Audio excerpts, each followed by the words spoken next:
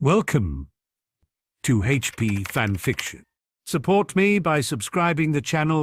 Also, like and share the video to keep me motivated to make more videos like these. The mid-June heat had lasted into the small hours, a gentle breeze doing little to cool the muggy night. The village was deep in slumber as a gentle pop sounded the arrival of a first-time visitor. The creatures fell silent and a large bird took flight as the man drew his wand, his steely grey eyes scanning the area for any awareness of his presence. After a moment his posture relaxed and he began walking amongst the dwellings, seemingly searching for something. It had not been difficult to locate this place, not for his sister who had managed to locate Harry's Muggle home all those years past. For him, he wouldn't have known where to begin.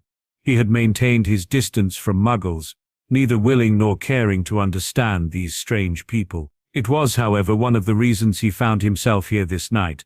The riddles, the bane of his existence for some time, had lived here once, as had the Gaunts.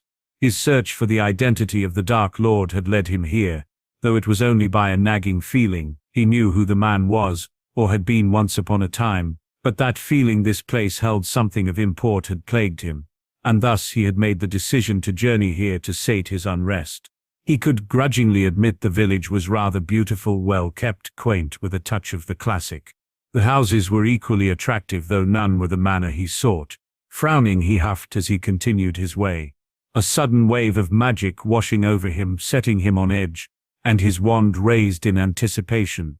The magic was strong and completely unfamiliar to him. Warily he took another step forward and the urge to walk away was almost overwhelming as the next set of wards activated. Interesting, he mused aloud as he took a step back. He couldn't be certain if anyone was hiding within, but he did not want to risk being discovered prematurely.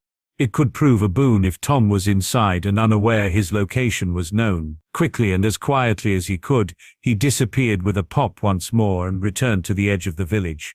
He had arrived at to seek out the other home he intended on finding.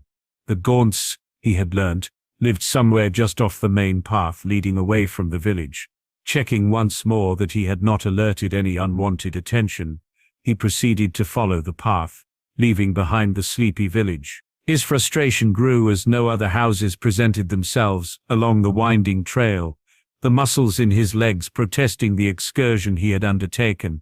Turning, he could still see a vague outline of the village in the distance, though it felt as if he had walked miles. Shaking his head, he continued, and the urge to head home faded, as he felt a slight tingle of magic off to his left amongst a severely overgrown thicket, contrary to the rest of the well-kept bushes.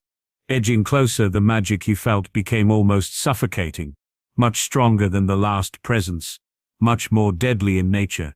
Had he never met Harry, this kind of magic would be unfamiliar, but it was like what he would experience when the boy cast anything in Parseltongue. Against his better judgment and warily he began casting diagnostic spells on the bush, causing them to shimmer slightly and become momentarily transparent. What he saw on the other side could only be described as a dilapidated shack, neglected and in disrepair. For most it would be unassuming, but the skeleton of the serpent, nailed to the door, sent a shiver down his spine, almost a warning of what happened next. As quickly as the shack appeared, his spellwork came undone and a loud hissing sounded as he felt himself gripped and rooted to the spot by the magic protecting this land. A presence made itself known in his mind, and it took all his ability in the mind arts to keep it at bay, though whatever it was did not leave without a fight. The pressure in his head became overwhelming and he felt blood begin to pour from his nose as he fought back, unwilling to fall victim to the attack. After what seemed like an eternity, the presence left with a final furious hiss and the man fell to his knees, shaking and gulping in large mouthfuls of air. The blood continued to flow and fatigue set in as he desperately crawled away from the magic he could still sense around and on him. Using the remainder of the energy he had, he managed to pull away and shuddered in relief as he left it all behind and pulled himself up onto trembling legs, a satisfied yet weak smile forming. It had been some time since he'd been challenged in such a way, and despite his advanced years he had overcome it. Just in his younger years, he would not have fallen, he would not have the need to crawl away on his hands and knees, and he would have fought back with everything he had, even if it would have meant death. Now, however, he was an old man. His magic was weaker and his sense of self-preservation had pulled him away. Not from fear mind, but from the need to share what he had found with his heir. The magic around that shack was protecting something, and Arcturus Black had a very good idea of what that was. He may not be able to retrieve it, but he knew the one person that could, someone who he had no doubt was much stronger than him. The boy that would soon take his place as head of the family. With another smile, he wiped away the now congealing blood as he apparated away from the village. Thoughts of said young man filling him with hope that the Blacks would continue to persevere under his leadership. But first, this damned tournament had to be completed. Break. Albus Dumbledore paced slowly around his office, pausing only to offer his feathered companion a stroke of his plumage.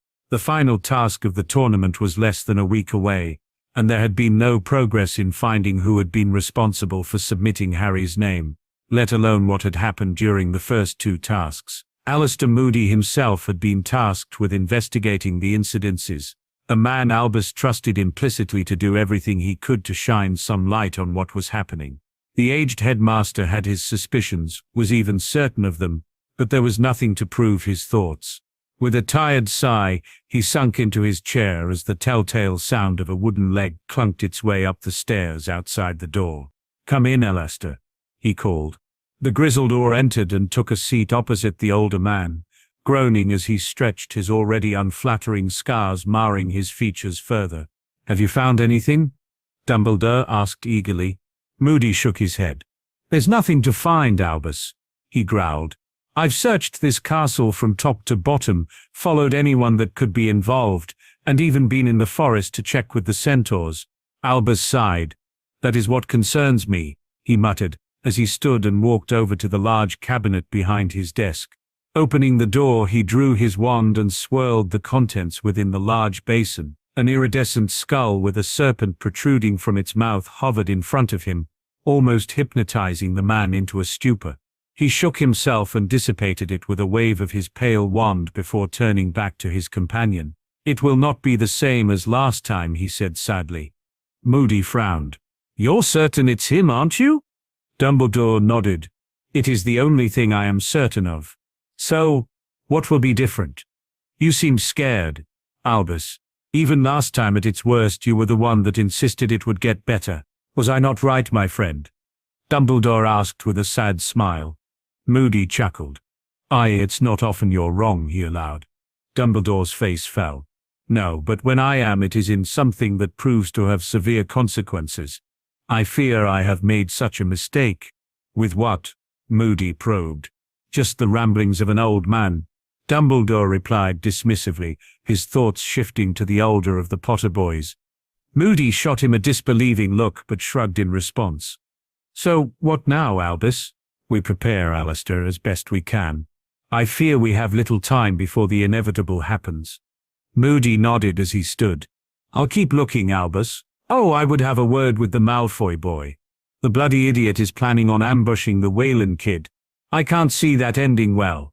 Dumbledore sighed. "Thank you for telling me, Alistair. I will inform Severus." "About him," Moody began, but was cut off. "I trust Severus as much as I do you," Dumbledore insisted firmly. "You're the only one, Albus. I just hope that this isn't one of your mistakes." The Auror exited the office, his final words ringing in the headmaster's ears. He had no doubt in his potions master. The one person he did doubt was the one person the wizarding world would need soon. He couldn't blame the teen for the apathy he showed, and he didn't believe he would join Tom. He simply doubted the boy cared enough to do the right thing and help Wizarding Britain. After all, although Tom would be keen to eliminate the threat the prophecy posed, there was nothing stopping Harry from walking away and spending the remainder of his days hiding from his destiny, undoubtedly dooming the rest of them. Break. Charlie watched in awe as Leo and Harry traded spells, few of which he recognized, neither of the pair uttering a syllable as they danced around the room to avoid being hit. He himself had to duck to avoid the occasional errant magic, wincing as he did so at the sensations that passed over him at being so close to the deadly creations. The pair continued until Harry managed to land a powerful disarming charm, sending Leo soaring through the air. Thinking that the match was over, Charlie stepped forward and began to clap, only to be taken aback as Leo used the momentum to roll nimbly backwards to his feet. He immediately charged at the other boy, jumping and twisting through the air to avoid the follow-up attack that was sent his way. Without breaking his stride, he rolled underneath another barrage of spells, seized Harry round the waist and tackled him to the hard ground. Harry grunted in discomfort as the weight of his friend drove the air from his lungs. Before he could fully aim his wand, it was ripped from his grasp, and heard it clatter some distance away a second later. Unfazed, he put a guard up to block the impending blows from above, only to hiss in pain as Leo's meaty fist collided with his ribs, breaking a couple in the process. Sucking in a deep breath, he braced himself for the next blow and managed to move enough to avoid it and catch the limb between his own arm and tender rib cage. Taking advantage of his fortune, he pushed hard with his feet and rolled the pair so that he was now on top. Ignoring the taste of iron that had filled his mouth, he smirked as he returned the favor and began raining punches and elbows from above, only to find himself shoved forcefully away by Leo, who had used both of his feet on Harry's hips to put some space between the two. Both sprung to their feet and began circling the other, hands up in a boxer's stance and breathing heavily. "You sure you want to do this?" Leo asked, sporting a grin. Harry returned the gesture and threw a fast kick to Leo's lead leg, who managed to avoid the strike. It had been some time since the two had trained this way. Leo was good with a wand, the best that Harry had trained with, but he had never lost to the other boy when it came to a magical fight. When neither had a wand in their hands, they were very evenly matched, though Harry won more often. The only thing that could be certain when two duos squared off this way was that neither would quit, and both would be walking away much worse for wear. Leo went on the attack with a flurry of punches, only for Harry to slip underneath them. Bobbing and weaving to close the distance, he threw a barrage of his own, his fists crashing against Leo's forearms and shoulders as he kept his guard up. Realizing he was having no success with this tact, he lowered himself and aimed for the body, his knuckles throbbing painfully as he pounded away at his friend's torso. Again he found the air forced out of him, as a knee smashed into his solar plexus, and a follow-up punch obliterated his nose. Stepping away for a reprieve, what was left of the protrusion pulsed uncomfortably and stars danced in front of his eyes as he attempted to steady his vision. Wiping away the flowing blood with the back of his hand and spitting a mouthful on the ground between them, the smirk returned, his teeth stained a vivid red. "You've gotten better," he commented as he put his hands up once more. "Aye," Leo replied, breathing heavily. Seeing his opponent was starting to tire, Harry closed the distance and aimed a front kick between the guard of his friend, taking glee in the sound of a bone breaking beneath his foot as it hit true. Continuing his onslaught, he threw another combination of punches, alternating between the head and body. Leo managed to avoid the majority, but the ones that did land were damaging. When he caught a glimpse of his face, his left eye had swollen shut, he was bleeding from his right ear and nose, and his breathing had become much more labored, though the grin never left his face as he offered a respectful nod. Sensing he could end the fight, Harry closed the distance between them and aimed a haymaker to the injured boy, frowning when all his closed fist hit was air. The counter came in the form of an uppercut that sent him tumbling to the ground, the back of his head impacting against the stone floor with a loud crunch that had around the room. His already hazy vision swam more so, nauseating him. It slowly began to clear after an inordinate amount of time, and he could make out the silhouette of his friend approaching, seemingly concerned about him. Seizing the advantage, he rammed his heel upwards between the legs of Leo and then into his face as he instinctively bent over from the pain he had induced. He attempted to pull himself to his feet, but his equilibrium wouldn't allow it, and he vomited from the effort. He felt rotten, but he knew Leo was in the same condition. Eventually he managed to sit up without another bout of sickness, and saw Leo gingerly pulling himself to a standing position. Harry followed suit against the protestations of his body, and put his hands up, ready to defend himself. "Stop it, please," the voice of Charlie interrupted. Harry turned to see his little brother ashen, and shaking in fear as he stared between the two of them incredulously. "That's enough," the younger boy added, attempting to sound commanding. With a sigh and a look at Leo, Harry nodded his agreement and took a seat to rest his trembling legs, joined shortly by his friend who put an arm around his shoulders. Too far? He asked as he winced in pain. Probably, Harry agreed as he wondrously summoned his own wand and Leo's that had been discarded earlier. Why are you using your spare? He questioned, noticing that Leo's wand was not the one he usually wielded. Just making sure I can use both just as well, he answered with a dismissive shrug. Harry narrowed his eyes at his friend and shook his head. He had an inkling that there was more to it, but wasn't going to push the boy on the matter. He handed back the wand and groaned as he firstly fixed his nose, and then his ribs, the more pressing of his injuries. Want me to do yours?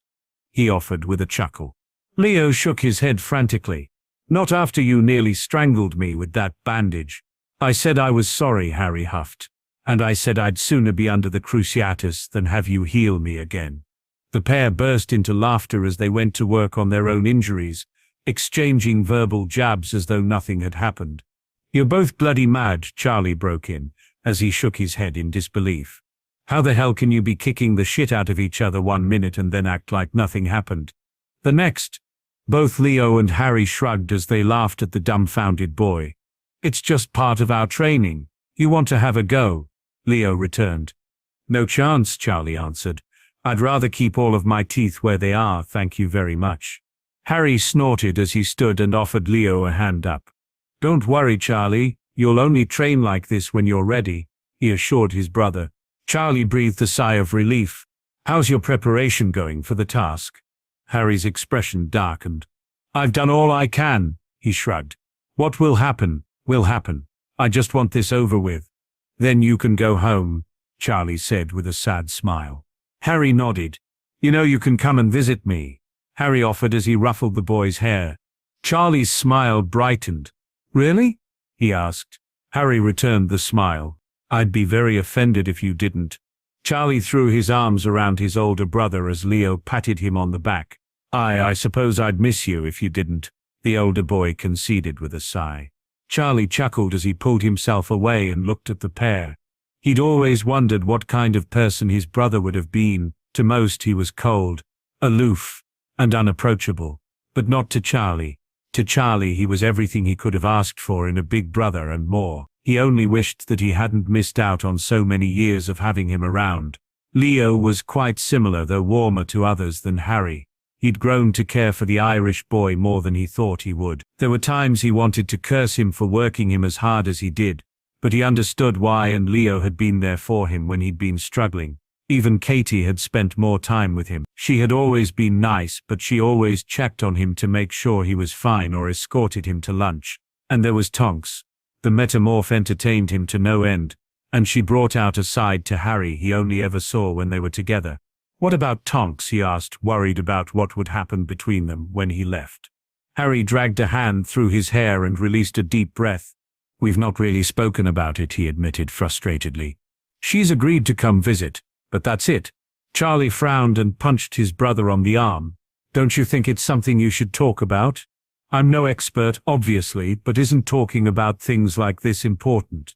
Leo snorted as he ruffled Charlie's hair affectionately. Why haven't you spoken about it? He asked. Harry shrugged. I don't know. I just want to enjoy the time we have. I don't want to ruin it by bringing it up. Leo nodded his understanding. I get it. I don't know what to say to Katie. Charlie punched him on the arm also and gave the pair a disapproving look as Leo glared at him threateningly. You're both idiots, he declared. You should do it sooner rather than later. Harry raised an eyebrow at his brother whilst Leo shook his head in amusement. Did we just get relationship advice from him? He asked, jerking a thumb in the younger boy's direction. You know, I think we did, Harry confirmed, scratching his chin. And did the same boy just punch me? He definitely did, Harry confirmed seriously. Well, we can't be having that now, can we? Harry shook his head as they both too turned towards a pale Charlie, each grinning manically. What are you doing? Charlie questioned frantically as he began backing away. Don't worry, lad. We won't hurt you, Leo cooed. Not much, Harry added as he grabbed the now panicking boy. Break. Charlie entered the rooms occupied by his parents, swearing under his breath and vowing revenge on his brother and mentor. The pair had been relentless in their efforts to humiliate him, and as a result he'd been escorted here by the duo sporting the aftermath of their work, both refusing to undo what they'd done. "What on earth happened?" Lily asked as she stood from the breakfast table and cupped his cheeks in her hands. "Leo and Harry," Charlie answered sulkily. "Why would they do this? I only gave them some advice." "And?" Lily pressed. Before Charlie could answer, the pair were interrupted by a burst of laughter as James entered the room. Having spotted the state of his son, he couldn't control the impulse, as a wave of nostalgia washed over him. He'd seen work like this before. It had Sirius Black written all over it. "What did you do?" he asked, as he drew his wand and began scanning the spell work to ensure there wasn't any delayed magic that could be triggered by undoing it. "I only gave Leo and Harry some relationship advice," Charlie huffed. "Did they ask for it?" James returned. Charlie shook his head. "Young boys are full of pride, son. If you pointed out something obvious, they wouldn't like that." Charlie muttered. "I guess punching them for being idiots didn't help." James snickered as Lily looked stricken. "You punched your brother." "Only on the arm," Charlie defended. "And they did this to you? I suppose I deserved it," the boy mumbled. "No," James denied, "but it could have been worse." "Look at me," Charlie yelped. James snickered again and offered a half-hearted apology as his wife glared at him. Leo and Charlie had enlarged both his ears and nose. He almost looked as though he was turning into an elephant. The warning they gave afterwards made sense, however, though it seemed almost lazy. "If you want to stick your nose into problems you've heard, we'll give you the tools for the job, you smarmy git." Charlie knew there was no malice in what they did, and even he could see the funny side of what they had done. For many years he'd heard the stories of the pranks the marauders used to play on one another, and wished he could have been involved in some of their escapades. He'd experienced that now, just not quite the way he had envisioned. That wouldn't stop him from getting them back, something he vocalized quite profusely to the two as they frog-marched him here. "Will you help me prank them?" he asked, hopefully. His father was surprised by the question, but nodded enthusiastically as his mother shook his head. In only a few moments James had undone the work of his other son and friend, and Charlie breathed a sigh of relief as he felt his now normal nose and ears, grateful that it had been able to be fixed. "We will put our heads together tonight when I finish work," James assured him with a wink before kissing his wife on the cheek and disappearing in a flare of green flames into the fireplace. Lily tutted as she sat back down to finish her breakfast. "This will not end well," she warned. "I lived through the idiots at school and it never did. Not for anyone." Charlie smirked slightly as he entered the room that he slept in. He didn't care if he fell victim to another prank or two. He was just glad that he had the brother he'd always craved in his life, among other people he had truly come to care for. Rick. Nymphadora Tonks nodded in approval, as she took in her appearance. Today she had decided on electric blue as her choice of color, even if it did take more time to achieve than it usually would. Her transformations had again become increasingly harder as the date of the third task drew nearer. It wasn't only task that was worrying her, but the thought of Harry leaving after. That was what left the unpleasant sinking feeling in her stomach. Pushing those thoughts aside, she exited her room and made her way through the castle and exited onto the grounds. The only person up at this hour was Hagrid, and she could see him walking Fang by the edge of the forbidden forest in the distance. She herself was loath to be awake at this time, but she had been called in to meet with Madame Bones, no doubt for an update on the happenings here at the school. She apparated away from Hogwarts and appeared in the alley that was a short walk from the entrance to the ministry. Stepping into the toilet and pulling the chain always amused her. For some reason, it reminded her of her very first trip here as a child with her father. Ted Tonks had been very animated about how one got into the ministry, something that had stuck with his daughter. Ensuring her grin of amusement was gone, she navigated her way through the packed atrium and caught the lift to the Department of Magical Law Enforcement, where her colleagues were bustling around the office, some completing paperwork, others preparing to head into the field. "You remembered you're an Auror then?" The deep voice of Kingsley Shacklebolt broke in as she passed his cubicle. "Watch your shack," she greeted him warmly. "How are things at the school?" he asked. Tonks shrugged. "Same old really," she answered. Kingsley chuckled. "The place never changes, Tonks. You here to see Bones?" Yeah. I suppose she wants to see if anything has developed. To see if you're needed there still, more like. Kingsley muttered. What do you mean, Tonks? Asked with a frown. Kingsley leaned in closer and gave a furtive glance to ensure the coast is clear. Cutbacks, he whispered. Fudge had another 10 sent packing yesterday. Why? Kingsley shrugged. We apparently can't afford them anymore. Bollocks if you ask me. Bones has already requested the department funding scripts, but she won't get them for as long as he can hold out. Prit, Tonks grumbled. Best stay out of it, Kingsley advised. Keep your head down and tell Moody to do the same. There's a rumor that Fudge wants him gone. Moody is the best we have, Tonks bit back hotly. I know, Kingsley comforted. I don't put too much in rumors, you know what this place is like? Tonks nodded. I suppose I'd best get this over with then, she sighed. I'll keep you informed of anything I hear. Tonks gave him a weak smile as she approached the closed door of her boss, checking that her robes were immaculate before knocking. Enter, the voice of Amelia Bones bid curtly. Tonks entered the room and closed the door behind her. Turning, she was faced with the stern visage of the head of department, who appeared to hold the weight of the world on her shoulders. Take a seat, Tonks, she commanded. She did so and waited for Amelia to finish reading over a missive she had been poring over when she arrived. When she was done, she scratched out a swift reply and sent the paper on its way. I'm going to be frank with you, Tonks, Bones began with a huff. I need to know the nature of your relationship with the blacks. Tonks frowned.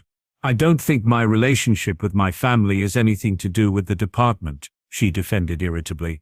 Amelia sighed and offered a sympathetic smile. Usually it wouldn't be. I remember myself encouraging you to do what makes you happy, and I stand by that. Cornelius, however, has taken an interest in the blacks, and I don't want you to get caught in the crossfire. Fudge would be an idiot to try anything else. Didn't he learn from the last time? Evidently not, Amelia replied. Ever since Malfoy lost his fortune to the Wayland boy, he's decided that they are public enemy number one. He is trying to find a way to get Lucius's money back and the blacks gone for good. Tonks snorted. He can't do that, she pointed out, and they will be leaving in less than a week, she added sadly. Again, Amelia shot her a sympathetic smile. You'll miss him, she stated. Tonks swallowed deeply and shook her head as she stood. This was not a conversation she wanted to have. We both knew this was going to happen. But you don't want it to? Tonks sunk back into the chair and shrugged. There's not anything I can do about it. There's always something you can do about it, Tonks, Amelia retorted. I once found myself in your position and it didn't end well. What did you do? Nothing, Bones answered. We parted ways without even discussing it and he moved on. I never did. He is now married with children, and I'm still here, even if my position has changed. Is it someone I know? Tonks probed. Don't push it, Aura, Tonks, Amelia warned sternly. Tonks mumbled an apology and noticed her hair had dulled considerably. You think I should talk to him? I think you should do what will make you happy, Amelia advised. You should know, however, Fudge wants me to have you spy on them. Tonks was horrified by that revelation. I won't do it, she denied immediately. I know, but he is insistent.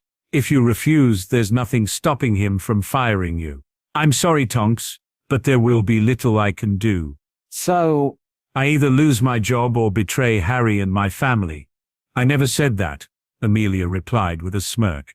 I can always tell Cornelius that you are on board and you could fudge a few reports, she explained with a chuckle at her own humor. Though, as I'm sure you are aware, such a thing would only work temporarily. You will have to decide where your loyalties lie. I don't like it. It will still feel like I'm betraying them. I'm trying to help you, Tonks, Amelia sighed. Believe me, I understand your position. But you said yourself Harry is leaving. Do you want to throw away everything you've worked for someone who has been in your life such a short time? A small part of Tonks wanted to deny she would let that happen, but she couldn't. She cared for Harry more than she'd ever cared for anyone else, her job included. I need to think, she whispered. I can't just make a decision like that. I understand, Amelia replied. Fudge will come to you. I don't know when, but he will, and soon. Tonks nodded as she stood to leave. She never thought that she would lose respect for Amelia Bones, but she had. She'd always seen the woman as one who would always do the right thing, no matter what, and as for Fudge, he would find himself mightily disappointed with his efforts in recruiting her to his cause. She loved her job and put everything into this career. She wasn't ready to say goodbye to it, but she couldn't bring herself to go against Harry even if he was leaving. She knew that if she told him, nothing would stop him from murdering the Minister of Magic. But they needed to talk, that she knew. She couldn't just let him leave without knowing what could be for them. If there would be a them when this tournament was all said and done. Break. Cornelius Fudge arrived into Dumbledore's office, along with his undersecretary and a couple of errors for his own protection. He had been busier in recent months than he had ever been, even when he first took office after the fall of the Dark Lord. The Blacks were to blame for much of his worries, but they were only part of the reason he had come here today. He needed to ensure that the debacle of the second task did not see a repeat in the third, and under the guidance of his closest advisors he had come up with an excellent plan to make sure it went as smoothly as possible. "Ah, Dumbledore," he greeted the older man as he removed his bowler hat and twirled it in his hand. "Cornelius," the headmaster greeted him with a slight bow. "How can I be of service to you today?" "It is I that am here to offer the services of the ministry," Cornelius replied, taking a seat on the opposite side of the desk. Dumbledore frowned at the man. "So how may you of be service to me, Cornelius?"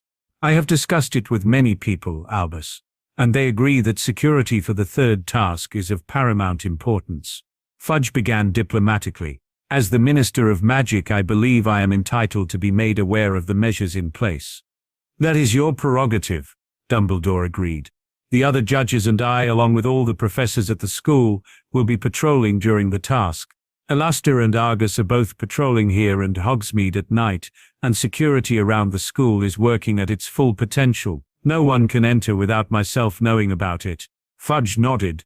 "Very good, but not good enough, Dumbledore. I insist you allow some of my aurors here to oversee the event." "Of course," Dumbledore agreed, inclining his head. "Their help will be appreciated. I will also be sending a score of Dementors in the next day to patrol the school and Hogsmeade. We cannot be too cautious, especially with what has happened so far." Dumbledore shook his head. "I implore you to reconsider this, Cornelius. It is far too dangerous for Dementors to be here, as I have explained before." "Oh, pish, Dumbledore! The Dementors are firmly under control. Or are you implying that the ministry is incompetent?"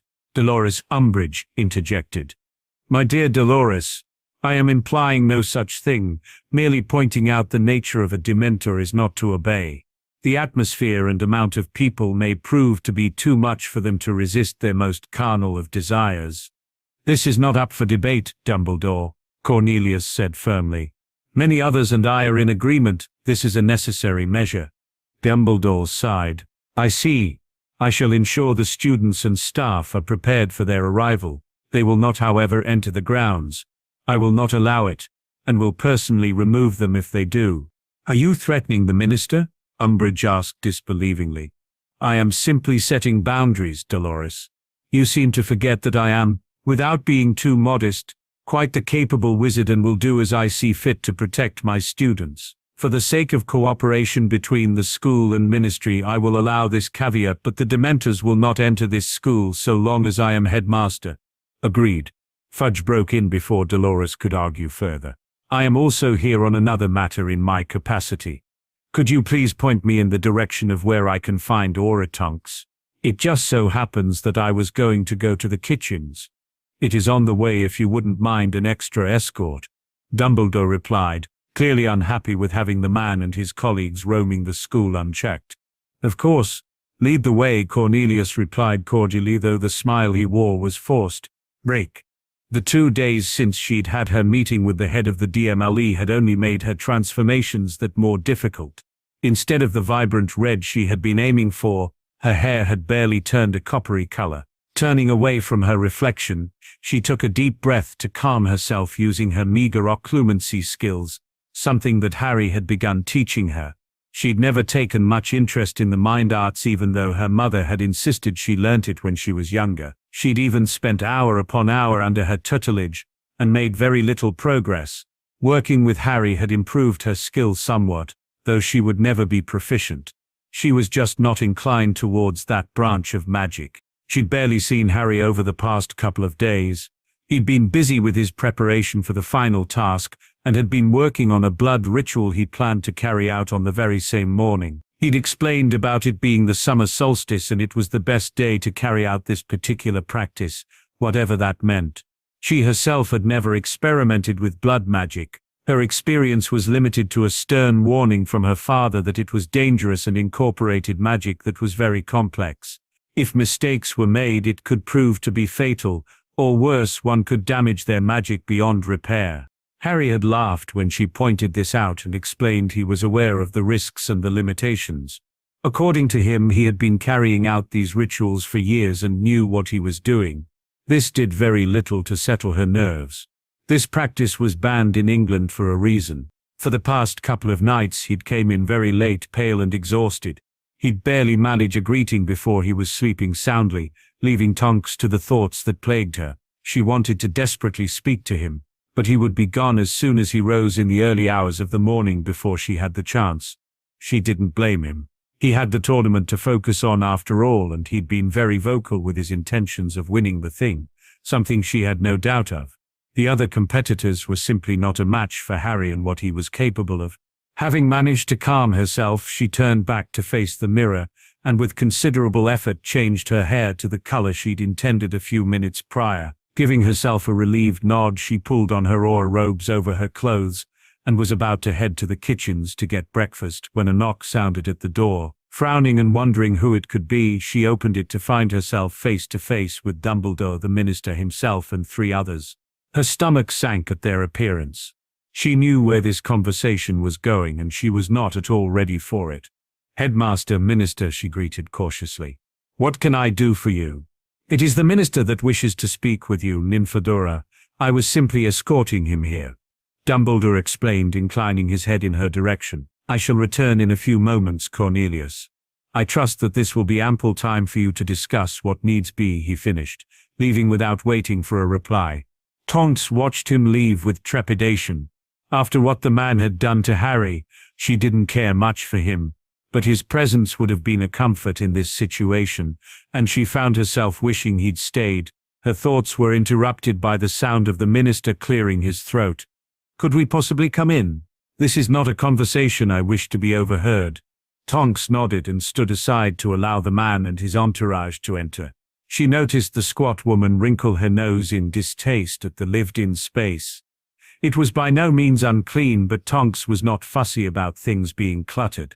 "Can I offer you a drink, Minister?" she asked, not forgetting the manners her mother had instilled in her over the years. "That won't be necessary," the woman broke in, her nostrils flaring slightly. "The minister has something important to discuss with you, girl, so you'd better listen." Tonks raised an eyebrow at the woman, whom she immediately detested. The 2 present auras were not ones she was familiar with. She had seen them around the office a few times, but they, like most of the others, did not bother themselves with rookies, so their names escaped her. "Yes, well, Dolores is right. I do have something important to discuss with you," Fudge interjected uncomfortably. "First, how are you finding your time in the department?" Tonks cringed internally at the man's interpersonal skills. He had no charisma and came across as a buffoon. She could not help but wonder how he ever made it to the lofty position he'd acquired. "It would be better if the funding wasn't cut and we weren't losing more of us," she answered honestly. "Other than that, I love my job." "How dare you?" the woman named Dolores screeched, only to fall silent when Fudge held up a hand to stem her outburst. "It is unfortunate but necessary.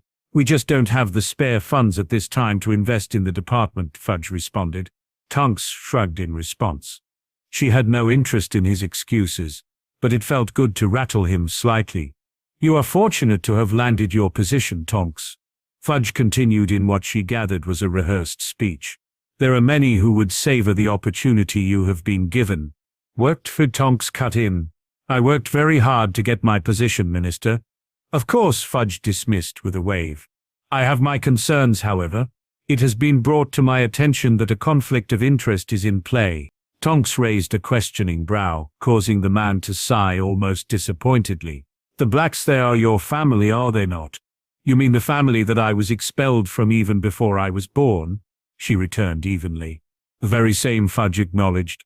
However, it seems that your relationship with them seems to have improved. Believe me when I say, it is not the practice of the ministry to involve themselves in our employees' personal lives, but the blacks have proven themselves a threat, and we fear that you have been placed in a very precarious position, not one of your own fault, of course. Tonks looked between the man and woman in disbelief. Clearly they believed she was a fool if they thought she would swallow what they were trying to force down her throat. By nature she was rather impulsive, and quite hot-headed, a rather volatile mix of both her parents, but she had learnt from her time with Harry. She witnessed how he handled people along with the Lord Black and had picked up a few tricks. You might be right, she sighed sadly. Fudge gave her what she assumed was a sympathetic smile, though he looked like a bloated fish. Fear not, I have a way that this can be remedied. A way that will allow you to remove yourself from the situation and prove your loyalty to the ministry. How? Tonks asked. I would like you to be an informant on my behalf.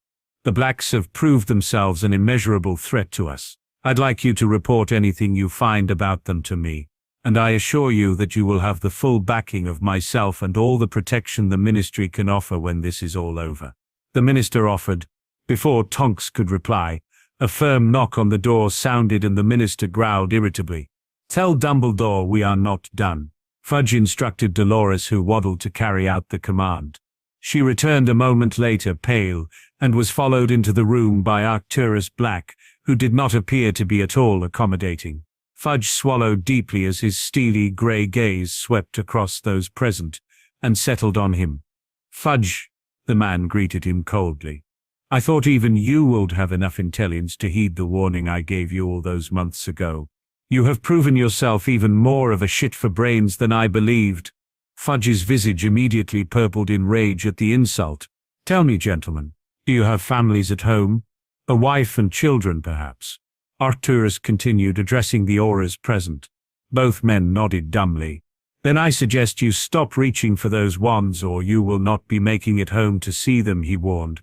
You dare threaten auras of the ministry? Umbridge whispered in disbelief. Arrest him. Neither of the men moved, and Arcturus glared at the woman coldly, causing her to tremble before him. I do not threaten. I would advise you tighten the lead on your dog, Fudge, before I put her down. Dolores, be quiet, the man hissed, his purpling now a ghostly white. Now Arcturus spoke again as he paced back and forth. I heard every part of your little plot, you suited weasel, and now you truly have provoked my ire. You can't prove anything. No one will believe the likes of you over the minister. Umbridge broke in. Arcturus chuckled. You're under the impression that I give a toss about anyone believing me? That means nothing. I know that you have wronged me, and that is all that matters. In the blink of an eye his wand was in his hand and he banished Umbridge across the room. The woman hit the wall with a sickening crunch and was splayed unmoving on the ground. I warned you to keep her in check, he pointed out. As for you, you miserable excuse for a man, I am going to allow you to walk away. Isn't that generous? Fudge again swallowed deeply as he stared at the crumpled form of his undersecretary. A younger me would have killed you where you stood, had my heir heard your proposition. I have no doubt that no trace of you or your comrades would be found. Count yourself lucky. It is me here. I'll have you for this, Fudge sputtered. I'll have you in Azkaban for the rest of your days. Arcturus smirked as he stepped within an inch of the minister, leaned in and whispered something in his ear. Fudge's eyes widened and he whimpered. How do you know that? He asked. I am the Lord Black. Let's just say I have ways of finding anything I want about anyone. I could even find out the last time you emptied your bowels if I so wished. Fudge shook his head. Now you're going to leave here and forget any notion you have of coming after my family. If you do not listen to me, then you will experience an insurmountable amount of pain and suffering, more than you could even begin to comprehend. You will not approach any member of my family. You will not even look in our direction. If you do, so help me, I will destroy your life in every conceivable way to where you will beg me for the sweet release of death. Is that understood? Fudge nodded. Do not make me come for you, Arcturus reiterated, and ensure you take that thing with you, he added. jerking his thumb at the still form of the woman he'd dealt with. Fudge gestured for his two oars to assist Dolores and practically sprinted from the room. Arcturus and Tonks stood in silence for a moment, until the metamorph broke it. "I wouldn't have done it. I couldn't ever do that to Harry," she said shakily. "If I believed for 1 second you would have. Nymphadora, you would already be dead." Tonks saw the severe look in the man's eyes, and nodded her understanding. "You can thank Dumbledore for making me aware of this. The wrinkled old git certainly won't let me forget about it when he needs a favor," Arcturus grumbled. "I'm sorry," Tonks sighed. "I wanted to speak to Harry about it but didn't get the chance." Arcturus snorted. "Had you have told him, he would have not taken it well, and it is best he does not find out. The boy will one day be a great lord, and I couldn't ask for a better man to replace me when I am done. Now he is just as hot-headed as I once was. Perhaps old age has mellowed me," he added thoughtfully. Tonks smirked at his musings. "You should have come to me," Arcturus continued. "Had you have done, this situation could have been avoided." "Would you have listened?" Tonks returned more heatedly than she'd intended. "Fixing my problems is not your job. It is when they concern my family," Arcturus bit back and sighed as he shook his head. "Despite what you think of me, or what you have been told, I am not a monster, Nymphadora. My blood flows through your veins just as it does your mother's. I would have helped simply for that reason alone. Like you did when my mother was thrown out of the family." Tonks flinched under the glare of the older man. She felt for a second she had crossed a line before he chuckled humorlessly. "You certainly have our spirit," he observed. "What happened with your mother was unfortunate. I was angry and acted rashly, I will concede that. But I had no choice but to act. I could not allow the other families see me spit on the tradition and laurels of my family. But you did that when you named Harry your heir," Tonks pointed out. "No, Harry has more black blood in him than anything else. More than any of us, I imagine. Has he told you about what happened when he visited Egypt?" Tonks shook her head. "Ask him about it and you'll understand. I doubt even he has considered it, but he carries the blood of myself, Sirius and Cassie. It has affected him much more than even he realizes." "What do you mean?" Tonks asked worriedly. "He has inherited the best of us all, and though I loathe to admit it, the best of his birth parents. The Potters themselves are known for their enviable magical prowess." Tonks frowned in confusion. "Surely you have noticed the talent he has with his magic." Tonks nodded. "It's like nothing I've ever seen before," she admitted. "Indeed.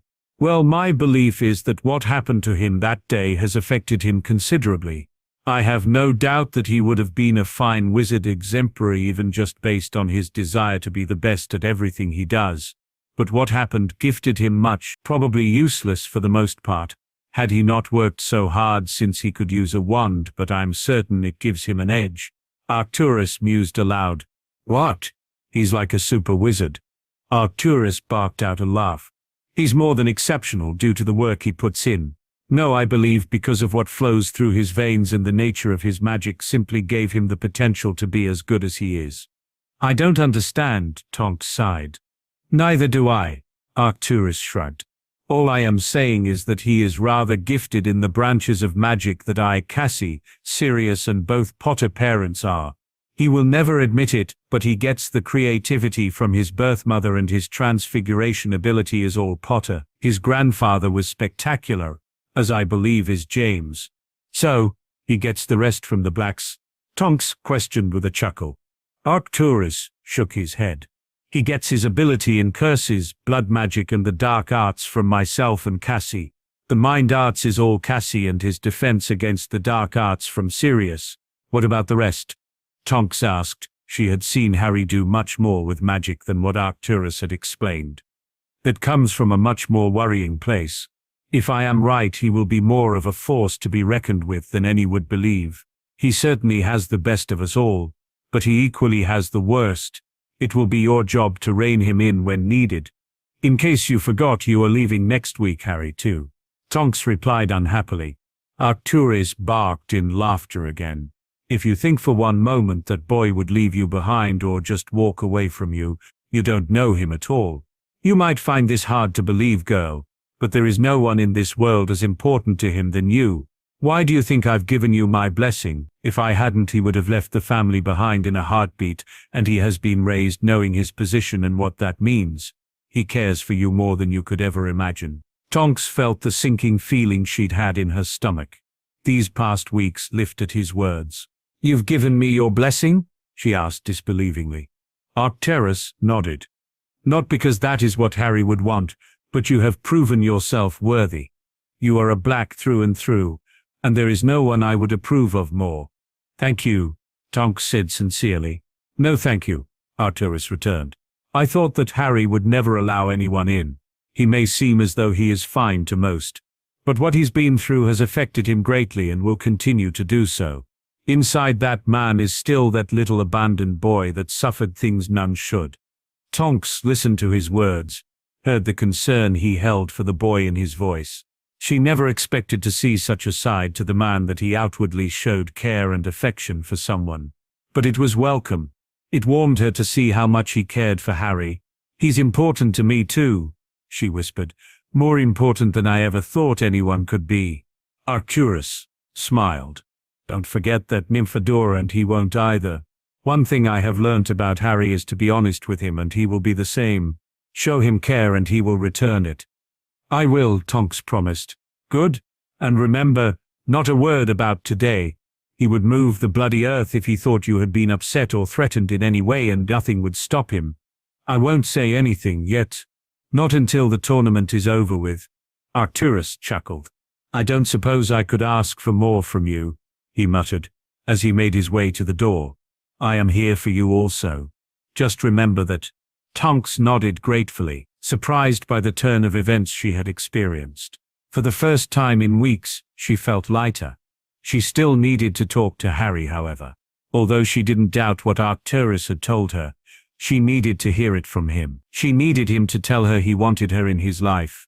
Barty arrived at the Riddle House, the old Muggle building, filling him with disdain. He knew not why his master chose this of all places to seek refuge, but he was not one to question the man. To do so had never ended well for any that dared in the past. Though he did not enjoy this place, he was in good spirits and knew his master would be grateful for things turning ever more in their favor. He had been at a loss at what to do to ensure both Potter boys would be transported here at the behest of the Dark Lord. Kidnapping the younger should pose little problem, but the elder would be. Barty had been watching him closely under his guise and was ashamed to admit the boy would be a problem to subdue for him alone. He had proven himself much more dangerous than he'd imagined, but he refused to give up. His master needed him, and he would do whatever it takes to come through for him. His current plan meant that it was almost a certainty he would be caught. Though that did not concern him. He had survived Azkaban once before and could do it again. The Dark Lord would come for him as he would the rest of those that had proven their loyalty by not denouncing him all those years ago. Then he would be rewarded and revered above all others. The sole reason his master has risen once more to right the world of the things that had wronged it. A smile pulled at his lips as he entered the room to find Wormtail feeding the body his lord currently occupied, though not for long. "You are late, Barty," Voldemort wheezed breathily. "My apologies, my lord. I will endeavor to not let it happen again," Barty offered, sinking to his knees and bowing obediently. "I bring the most excellent of news," he finished giddily. "Rise, Barty. Tell me what could make you so sprightly." "I have a plan to ensure both Potters will be available when you need them." "That is welcome news," Voldemort concurred. "Pray tell me how you will achieve this." "We have the idiot Fudge to thank.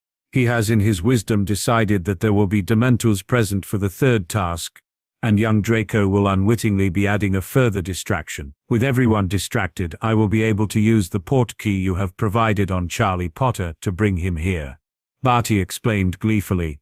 Voldemort tapped his chin with his fingers as he nodded. "And the other boy?" Barty swallowed nervously. "He will not be so easy," he admitted. "The boy is strong, my lord, and will need a much more subtle approach. Force will not get him here." Voldemort again nodded. "We will use the younger for the ritual. It would not do to have the elder here before I have my body back," he mused aloud. "You must ensure Charlie Potter arrives as soon as possible. I will have him here shortly after the task begins." "My lord," Barty assured him. I must ask, my lord, how can I get the Dementors on side? Voldemort smirked at the question as he thought back to the time he first brought the creatures into his employ. Why, Barty, you simply offer them what it is they seek. I imagine the atmosphere at Hogwarts will prove too much for them to resist. However, to ensure their cooperation, there is something you can do. Wormtail, fetch my wand, he ordered. The pitiful man complied, almost tripping over the hem of his robes, as he scurried off to fetch the wand of his master.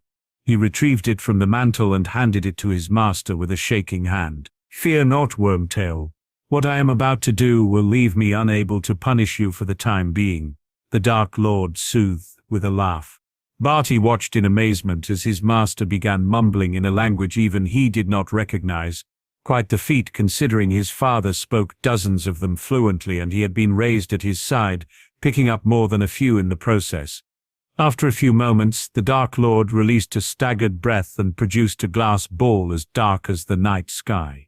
This will send the Dementors into a frenzy.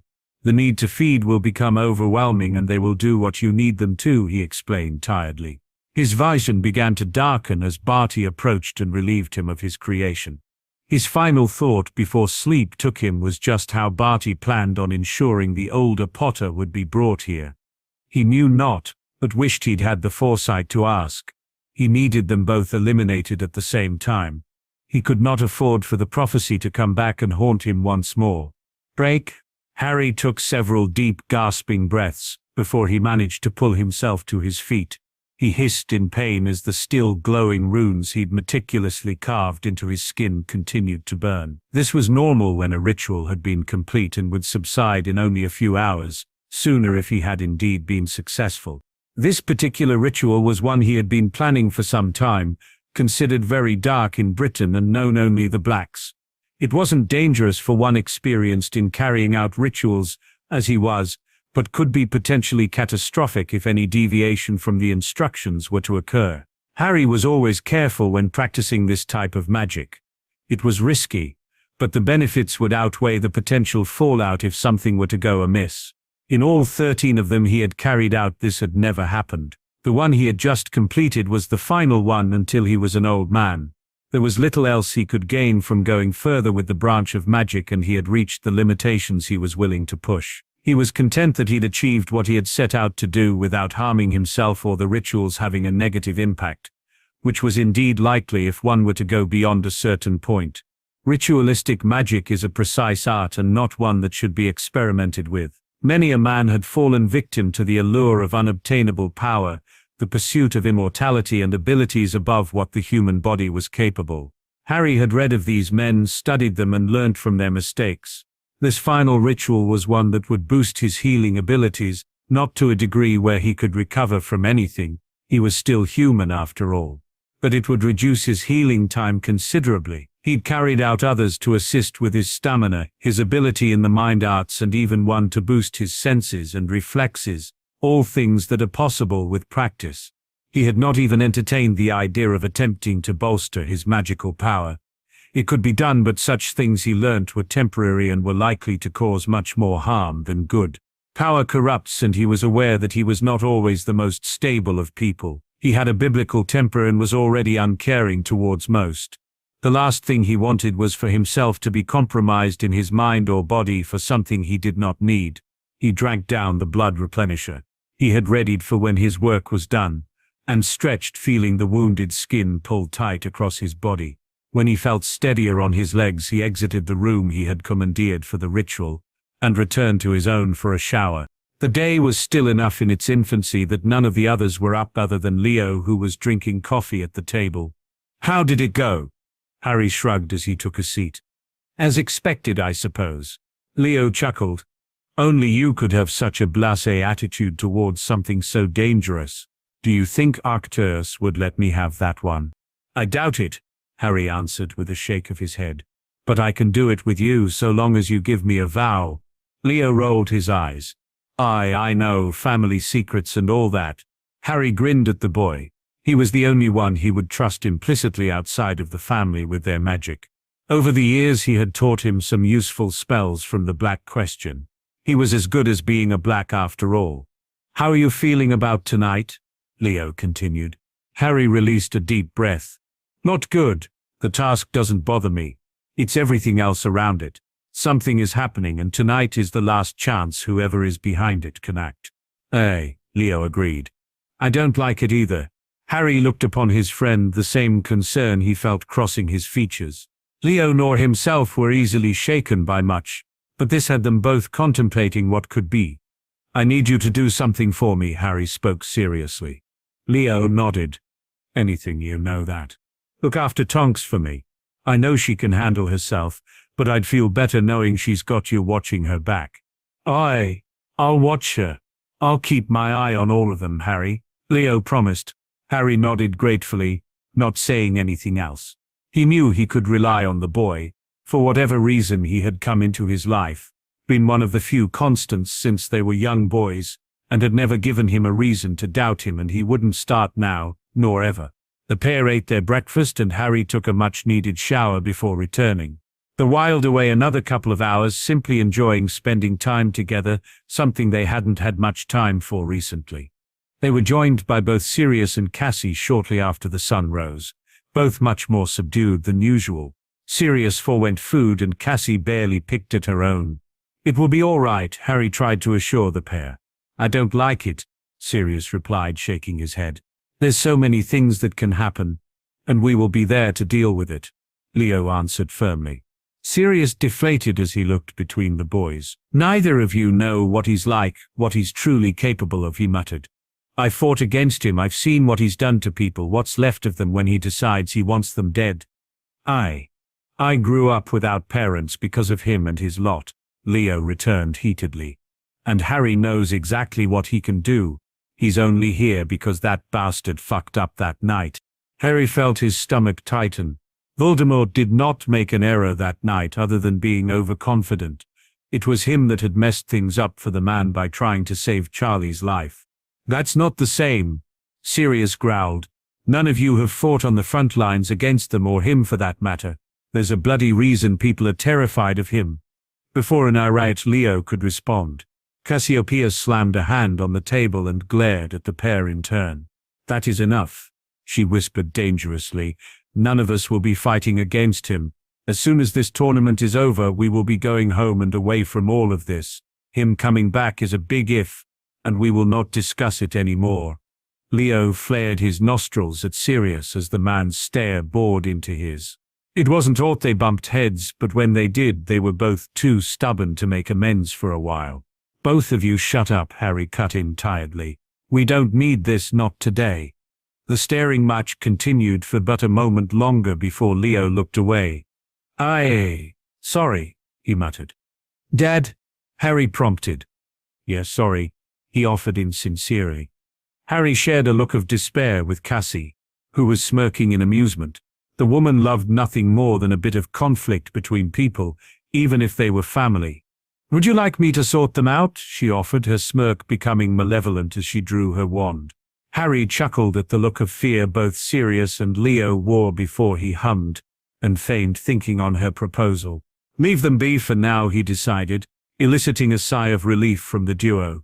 If they carry on, then you have my permission to do whatever you feel is necessary to fix it. Cassie pouted as she placed her wand back up her sleeve, Leo and Sirius still eyeing her warily. The mood remained a little tense until a knock sounded at the door and Cassie stood to answer it. Opening the door, she was greeted by the sight of her great niece, Nymphadora. She greeted the girl neutrally. Miss Black, Tonks replied as she stepped past the woman, used to the almost disapproving way she was looked upon. She entered the room and greeted Harry with a chaste kiss on the cheek before taking the seat next to him. Aren't you supposed to be meeting in the antechamber with the other champions? She asked. Harry frowned as he looked at Sirius questioningly. Dumbledore wants to make a song and dance about the champions getting time to spend with their families before the third task, he explained irritably. Wants us all to make friends with each other. Piss on that, Leo returned. They're competing against each other. That doesn't mean you can't be friendly, Tonks pointed out. Leo just doesn't want to see the little French girl again. She's been writing to him. Harry chuckled. Leo flushed slightly as he shook his head. She's all right. She's just a little lass who wanted to say thanks. Or, has little Leo got an admirer? Tonks cooed as Sirius laughed at his expense. Katie is more than enough for me, Leo replied firmly. She laughed just as much as him when I told her, he added, pointing at a still chuckling Sirius. You did save her life, Tonks reminded him. Leo nodded modestly. Was the right thing to do, he mumbled. So you're not going? Harry shook his head. I'm waiting for grandfather to get here. Only a few moments later the fireplace came alive in a blast of green fire and the head of the family stepped out and cleared away the errant ash on his robes. With a wave of his wand, giving a cursory glance of who was present, he nodded and took a seat at the table. We will all be staying here together until it is time for the task, he declared. We will not give anyone the chance to get the jump on us. What about Katie? Leo asked. You and Cassie will fetch her now and come straight back, the old man instructed. Leo nodded and left the room, followed by a bemused Cassiopeia. Nymphadora, how are you? Arcturus questioned more warmly than either Harry or Sirius was accustomed. I'm fine, thank you, Lord Black. Yourself? I will feel much better when this is all over with, Arcturus responded. I may be old, but I can feel something brewing. The group fell into a comfortable silence and Leo and Cassie returned with Katie a short while later. The girl quite apprehensive about being around the rest. You must be Miss Bell. Arcturus greeted her respectfully. I've heard much about you from Leo and Harry. Yes, Lord Black, Katie answered nervously. Good things, I hope. Cassie snorted but was stifled by a glare from Leo and equally reprimanding look from her brother. I can assure you both boys have only spoken of you in the most respectful of ways. I understand you are planning to pursue a career in Quidditch. Katie nodded enthusiastically whilst Cassiopeia stared at Arcturus in confusion. That's what I'm hoping for. Then I wish you the best of luck. It is an ambitious goal, and ambition is something I hold in high esteem. Arcturus responded with a bow. Cassie frowned at the man. He was not one to make small talk, let alone flatter anyone.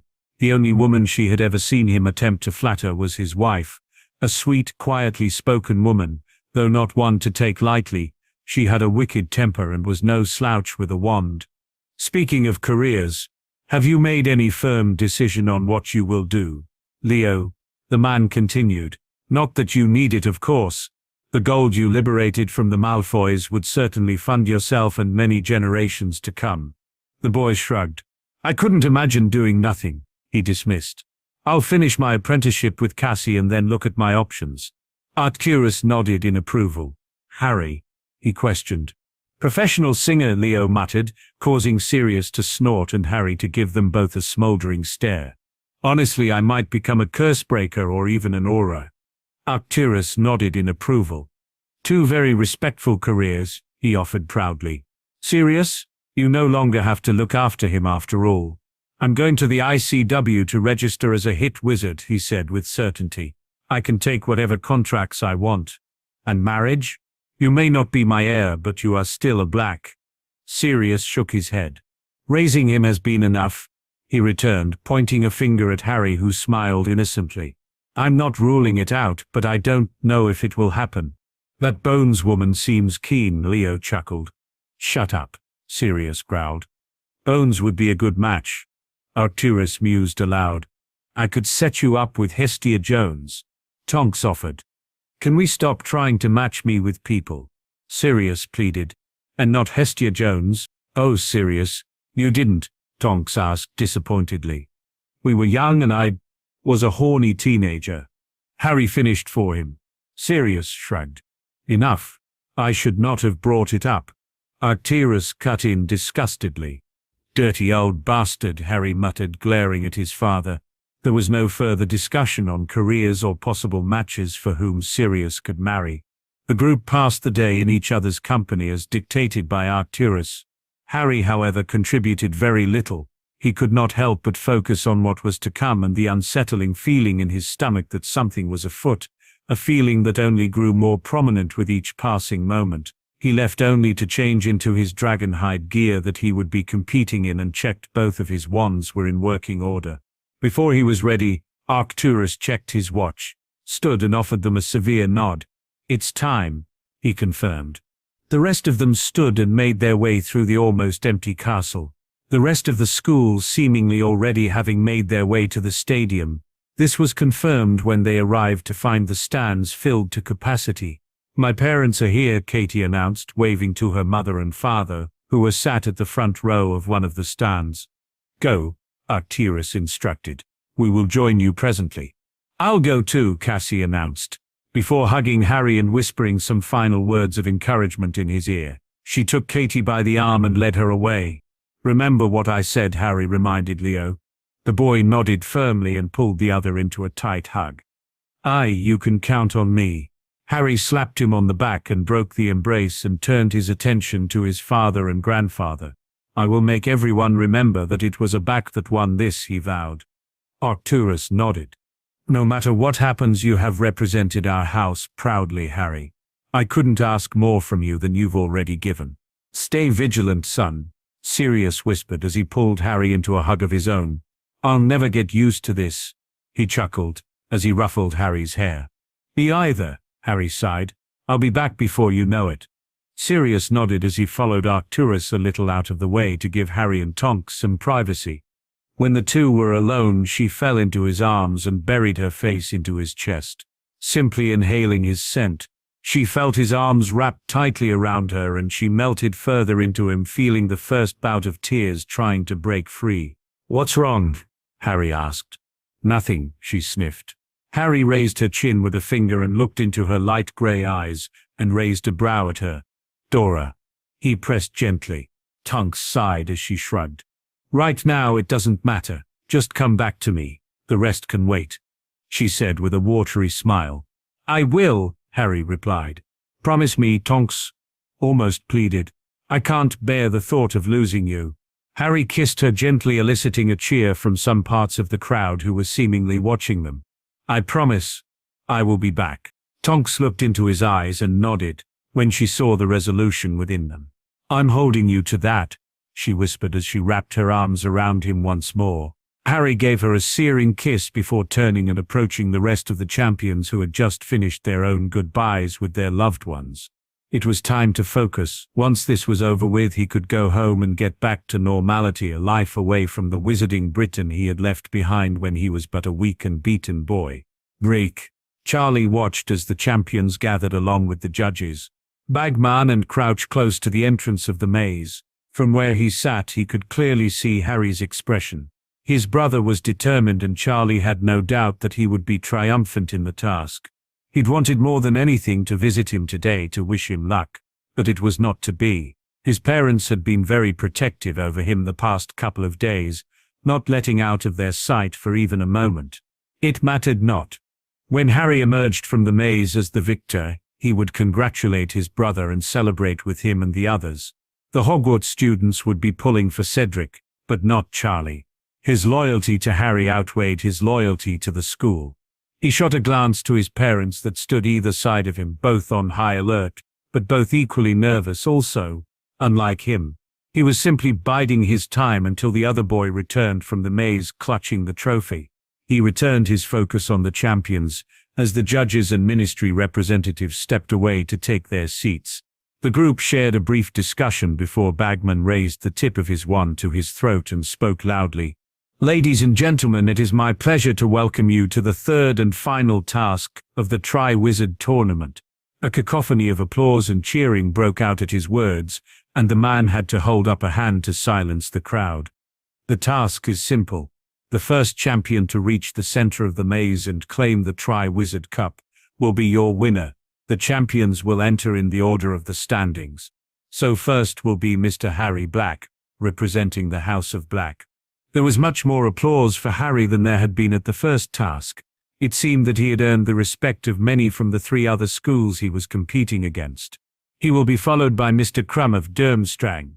The crow positively came alive for the Quidditch star. If he was popular with the students before the tournament, it was nothing compared to the adoration they showed him now. The Bulgarian seeker raised his hand politely, though the scowl he wore remained as prevalent as ever. Mr. Crumb will be followed by Mr. Diggory of Hogwarts School of Witchcraft and Wizardry. Cedric received a similar reaction as Crumb. He was well known and well liked at school, unassuming for the most part, but not without talent. Charlie felt that he would be the biggest challenge the champions could pose to his brother. And finally Miss Delacour from Beauxbatons Academy of Magic will enter last. The applause the French witch received was rather lackluster compared to Crumb and Diggory, but was much louder than when she'd competed in the first task. Having garnered some respect for herself, the girl let herself down with her rather highly strung attitude towards most. The task will begin at the starting horn. We wish all the champions the best of luck. Charlie leaned forward in anticipation, eagerly awaiting the start. Although the crowd wouldn't be able to see what was happening in the maze, the atmosphere was incredible, similar to what he experienced at the Quidditch World Cup. He cheered along with the rest of the crowd as Harry entered the maze, followed by Crumb, Cedric and finally Delacour. It was when the final champion had entered that an uncharacteristic cold fell over the stadium, causing Charlie to shiver uncontrollably. It was June after all. Such a coldness was unnatural for this time of year. The students seemingly noticed the sudden change and were questioning others about what could have caused it, thinking it was part of the task. The adult, however, had turned pale, many having drawn their wands, an expression of fear etched into their features. "Dementors," James muttered, the grip on his own wand tight. Charlie shuddered and clung to the back of his father's robes. He'd heard of the horrors of the creatures, had even seen the aftermath of being exposed to them on the occasion that his father had returned from Azkaban. It was not a good thing to see. He had arrived home pale, clammy and trembling, something that lasted for several days. "Stay with me, Charlie. Lily, protect the students," James instructed as his eyes began scanning the area around them. He of course knew they would be present, but they were supposed to be far away from the school. Lily gave a worried look towards her son and husband before she left. She was one of not many that could produce a corporeal Patronus, and the students around them would need her. Charlie nodded as images began playing in his mind, mostly unfamiliar, but many had a familiarity about them. He heard some indiscernible muttering, saw a bright flash of green light heading straight towards him, only for someone to shield him from it before it could reach. His grip slackened and he felt his father pull away as he attempted to fend the Dementors off. The final thing he heard before he collapsed to the ground was an ear-splitting scream of agony that echoed through his mind. Unable to move, he saw a face well known to him. Before he could question the man, he felt a firm tug around his navel as he was spirited away by a portkey. James could no longer feel Charlie behind him, and by now the crowd was in a full panic. People were running everywhere to escape the affect the Dementors were having, and he could not see his son anywhere. His heart racing, he grabbed the first man he saw, his nose wrinkling as he got a whiff of the man's breath. "Filch, have you seen Charlie?" The man simply shoved him away and, much to James's surprise, drew a wand. "Evade cadavre," he roared gleefully, wide-eyed and unable to do anything else.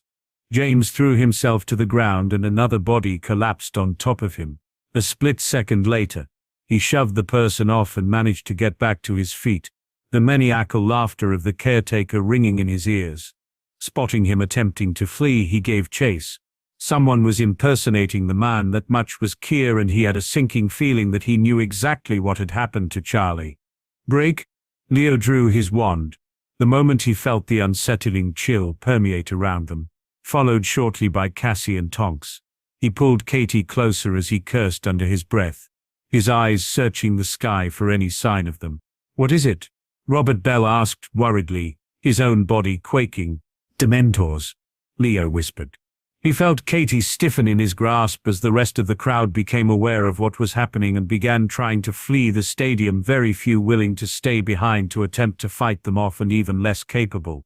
"Stick together," he shouted over the panicked screams of the crowd. He turned, only to find that most of the group he was with had been swallowed up into the sea of madness around them, washed away from where he could protect them. All that remained was the lone figure of Sarah Bell, seemingly frozen on the spot as his eyes flitted around the crowd. Leo shoved his way through the throngs of people towards her and took her by the hand, his own gaze frantically searching for the others. "Did you see where they went?" he questioned the woman forcefully. Sarah shook her head. "Shit," Leo cursed. "Can you conjure a Patronus?" "No. I'm sorry," she answered weakly. Leo felt a stab of sympathy for the woman as he wrapped an arm around her and squeezed her tightly. We have to find them. Whatever you do, lass, don't let go of me. Okay? Sarah nodded. Leo gave what he hoped was a comforting smile as he pushed against the tide of people. One thing he knew for certain was that none of the blacks would be running. Certainly not SIRIUS at the very least, and Cassie wouldn't leave without him. The only place they could be would be doing everything they could to fight off the Dementors. Expecto Patronum, he shouted as one of the hooded creatures descended upon a group of Beauxbatons students from above. The creature retreated much to his relief, though it was short-lived. It returned only a moment later, its attack much more aggressive. In most circumstances the Dementor would have fled the area completely, but this one was proving to be quite desperate to feed. Leo fired off another Patronus, only for it to prove its tenacity once again by withdrawing for but a moment. What the bloody hell is happening? He growled as he fended it off for the third time. He did his best to press on, alternating between keeping the Dementor at bay and looking for the others. The crowd continued to melee in a bid to escape, though he could see many on the ground, unmoving. Pushing the thought of those suffering aside, he glimpsed a welcome sight in the distance ahead. Harry's Hydra Patronus was fighting off some Dementorus ahead, though he was having the same problem of the creature relentlessly refusing to be expelled from the grounds. He felt a little better that Harry was there. Come on, he called back as he dragged Sarah Bell behind him. With considerable effort and lots of shoving, they made it to where the Patronus was still being conjured repeatedly, only not to find Harry, but Tonks with a very pale Robert Bell hunched behind her. Shaking off the confusion he felt at seeing Tonks casting Harry's Patronus, he took a stand next to the woman as Robert gratefully pulled his wife to him, nodding appreciatively at Leo. Where are the others? I don't know, Tonks sighed, her skin pallid. We all got separated.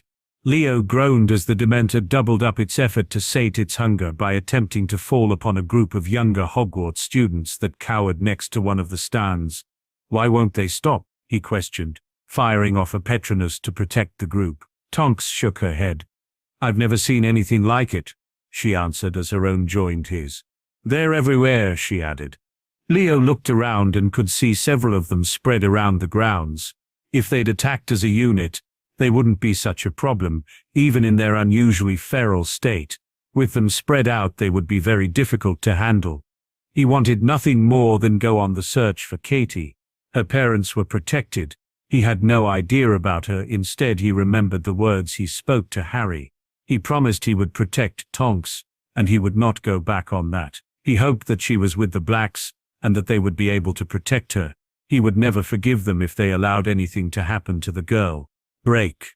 Cassiopeia Black was seldom worried or fearful, but she felt both now. She'd not much experienced the Dementors in her many years of life, but she was feeling their full effects.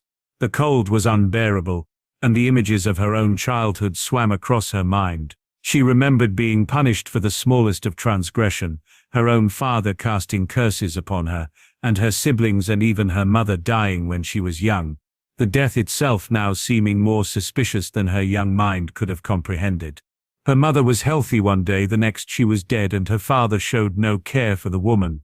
The worse her emotions became, the more the presence of the Dementor affected her.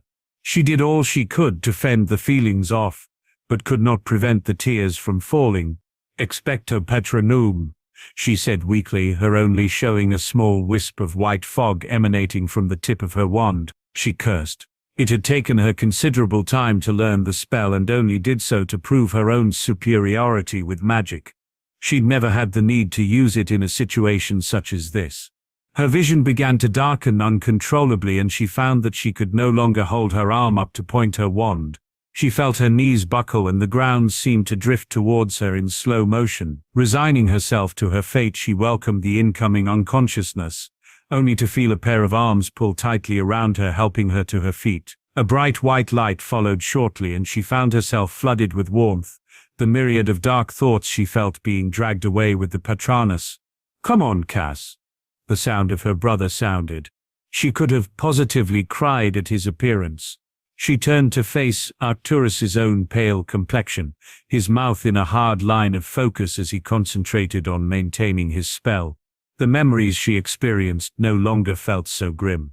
Arcturus had always been there. Whenever she'd found herself having been disciplined, he had been there to comfort her, to put her back together, and promised he would always be there to do so. He was the reason she survived the horrific childhood they had been subject to. He'd even taken the blame for things that she had done so that she wouldn't be punished. She clung to his robes as he helped her away from the Dementors, the foreboding lessening the further away they moved. He stopped, after what felt to be several minutes, though her concept of time was utterly skewed.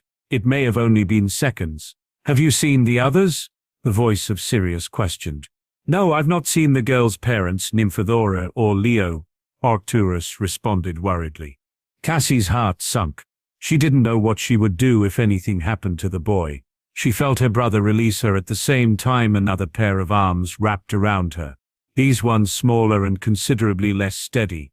She turned and looked into the brown eyes of the bell girl, her teeth worrying her bottom lip. She felt a sense of relief at seeing she had not fallen victim to the Dementors, a strange feeling to have for a mudblood.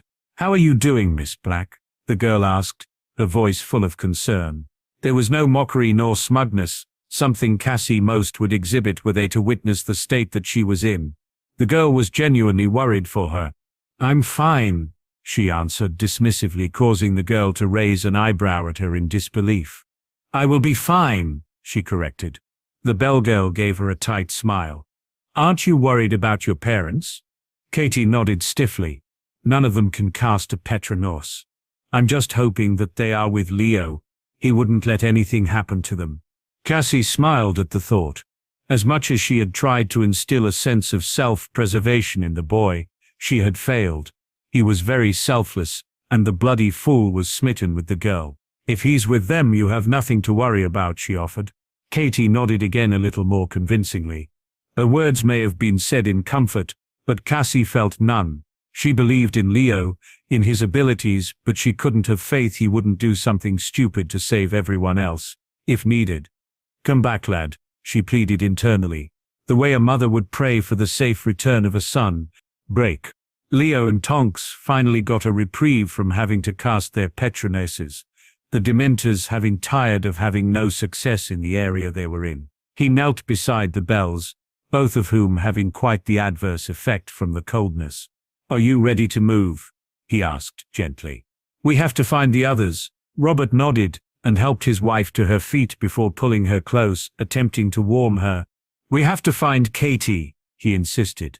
Leo nodded and swallowed deeply, not wanting to dwell on the plaguing thoughts of the girl succumbing to a fate the creatures could bring. "Okay, let's move," he instructed, not sure on how he could protect himself and three others at the same time. The Amasis witches and wizards had yet to thin out, and he couldn't help but think the entrances had been made redundant. There was no doubt in his mind that this entire situation had been orchestrated, likely by the very person responsible for Harry being in the tournament. This did nothing but set him on edge further. If this was the case, then what was happening here could only be a distraction for what this person's true intentions were. As things stood, however, he was unable to do anything to prevent it. He could merely continue as was and hope that whatever Harry was facing he would become through. "Over there," the relieved voice of Tonks spoke, as she pointed in the direction of one of the stands, a short distance away. Leo released a staggered breath himself as he laid eyes upon Sirius and Arcturus, attempting to fend off a few Dementors. Just behind them sat Katie, with who appeared to be Cassie wrapped in her arms. Firing off his own Patronus to assist the two blacks, he pushed the three others ahead of him and rushed towards the group he'd lost sight of when the melee had broken out. Reaching them, he pulled both Cassie and Katie to his chest and held on to them for all he was worth, words unable to do justice to the relief he felt. "Are you okay?" he asked softly. He felt Katie nod against his chest, and he squeezed tighter with one arm as he took Cassie's hand in his own. "Cass?" he added, needing to hear her voice. Cassie sighed as she nodded. "I'll be okay, just get those bloody things away from us." Leo chuckled as he stood, his place taken by the bells as they began fussing over their daughter, both in tears at seeing her as well as could be given the circumstances. "What the hell happened?" he questioned Arcturus before adding his own Patronus to the combined effort of the older man and Sirius. No idea, Arcturus growled, but I don't like it. We need to get this dealt with and find Harry. Leo nodded his agreement, the worry for his friend spurring him on. With the three Petronunces on the attack, the Dementors again fled, realizing they would not be able to indulge in the feast they lusted after. Taking a breather, Leo observed the scene around him and was surprised but pleased to see more bright apparitions than he'd thought as those able continued to protect the students, the crowd, and themselves. He saw a phoenix that could only belong to Dumbledore, a doe, a cat, and even a large palomino horse. It all seemed to be in vain, however. The more the Dementors were repelled, the more determined and desperate they became. We need to get everyone over there, he said, pointing to where he could just see the faint whiteness of the headmaster's beard. They'll be easier to defend against if they are all together. Sirius nodded his understanding. How the hell will we manage that? Arcturus asked. Leo gritted his teeth as he pondered just how he could achieve such a thing. Shaking his head unhappily at the only idea he had, he released a deep breath through his nose. Get them away from anything wooden, he instructed the two. With a frown they ushered the bells, Cassie and Tonks away, and Leo set to work, hoping it wouldn't come back to haunt him later. With a few muttered words, the stand and the fence burst into flames and spread quickly. In only a few moments the fence and the stand surrounding the stadium was burning a bright red fire, and Leo nodded, satisfied as people began to scream and backed away from it fearfully as he placed his wand to his throat. Move towards Dumbledore. Move, move, move, he shouted, as he began grabbing random people and shoving them in the direction he wished them to go. What the fuck are you doing? Go that way, he added to a confused group of students who were running in circles. He removed his wand from his throat and helped Cassie to her feet.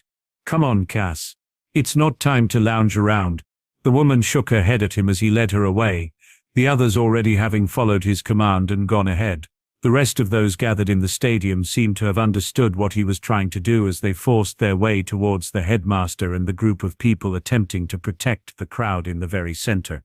This forced the Dementors work closer together and had the desired outcome of the Petronunces being more effective. Move your bloody asses, he roared at the stragglers around him, only to hiss in pain as he was hit with a spell in the back, and he fell to the ground. Instinctively he rolled away with Cassie still in his arms, and sprung to his feet. Turning, he was met with the furious visage of the Malfoy boy, who had his wanted pointed at him, and as was his nature, he was accompanied by several other members of his house. You really want to do this now, you fucking idiot? Leo spat, gesturing all around them.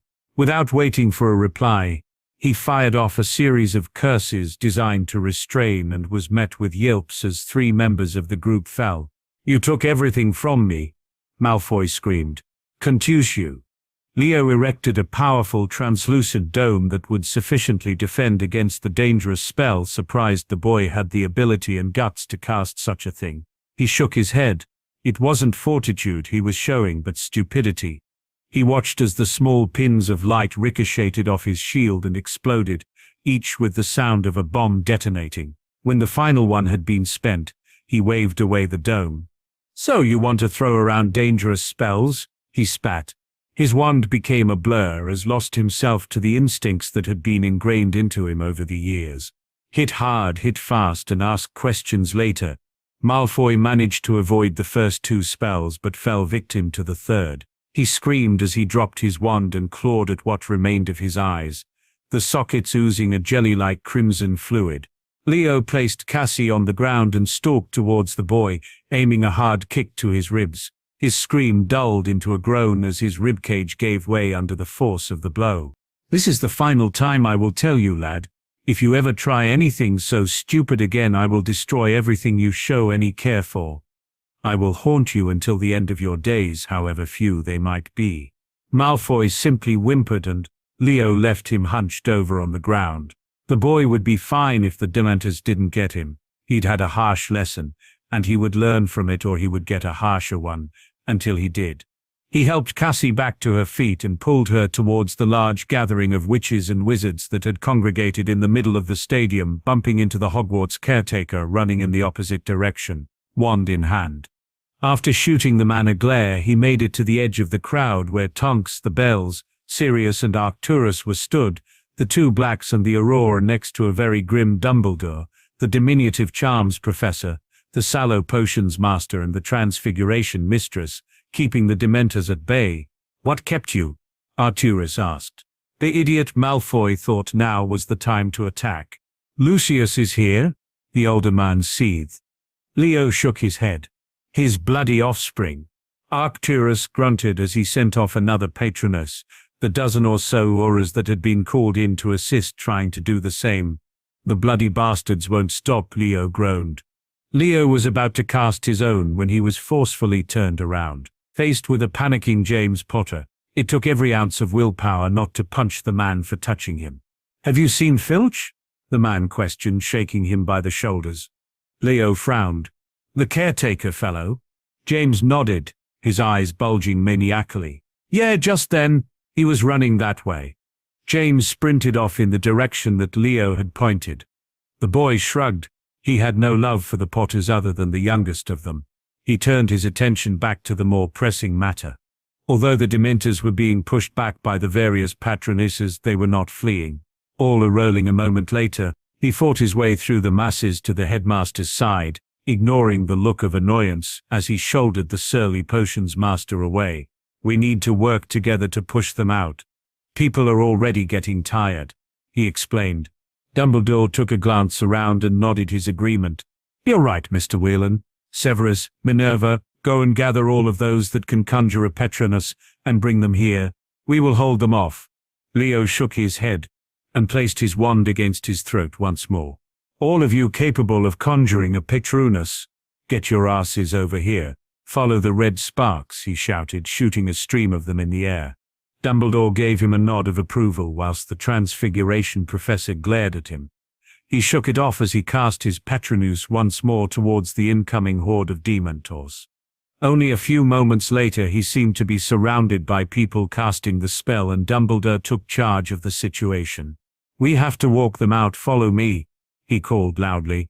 He began stepping forward, followed by the fatigued Auras, professors and anyone else able to help.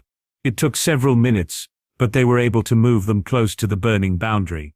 Dumbledore dropped his Patronus and took a deep breath, mustering every ounce of the power he could. With a primal roar, the tip of his wand glowed blindingly white, causing those close by to unwittingly shield their eyes.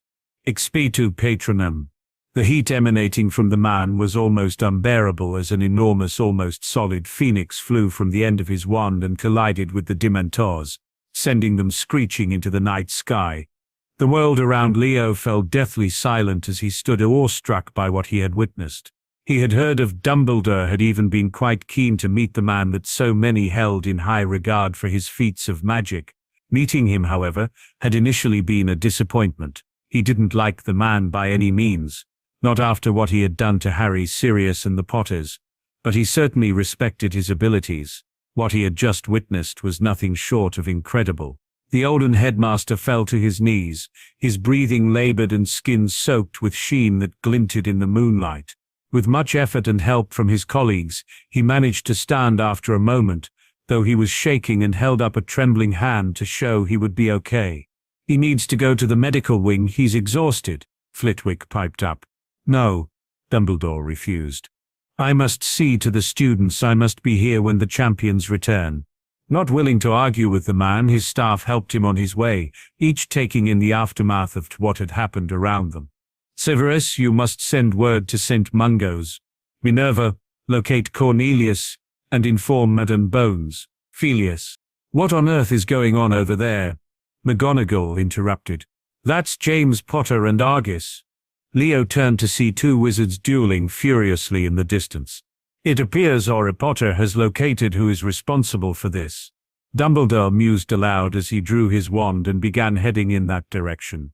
"Don't be a fool, Albus. Allow the Auras to handle it," McGonagall insisted. "You are in no fit state." Watching the two men duel filled Leo with rage. If the man Potter was dueling was responsible for this, he was not going to risk him getting away. He didn't trust James Potter, not with something like this. If it was all a ploy to do something with Harry, he wanted to know about it. He broke into a sprint, knocking aside the rest of the revelers heading in that direction, and came upon the two men quickly. Both were throwing some rather unpleasant curses at the other, though Potter was much more reticent, clearly attempting to apprehend the man. "Where is my son?" James screamed. The other man laughed almost giddily. "By now your son is dead." "Both of them," he returned.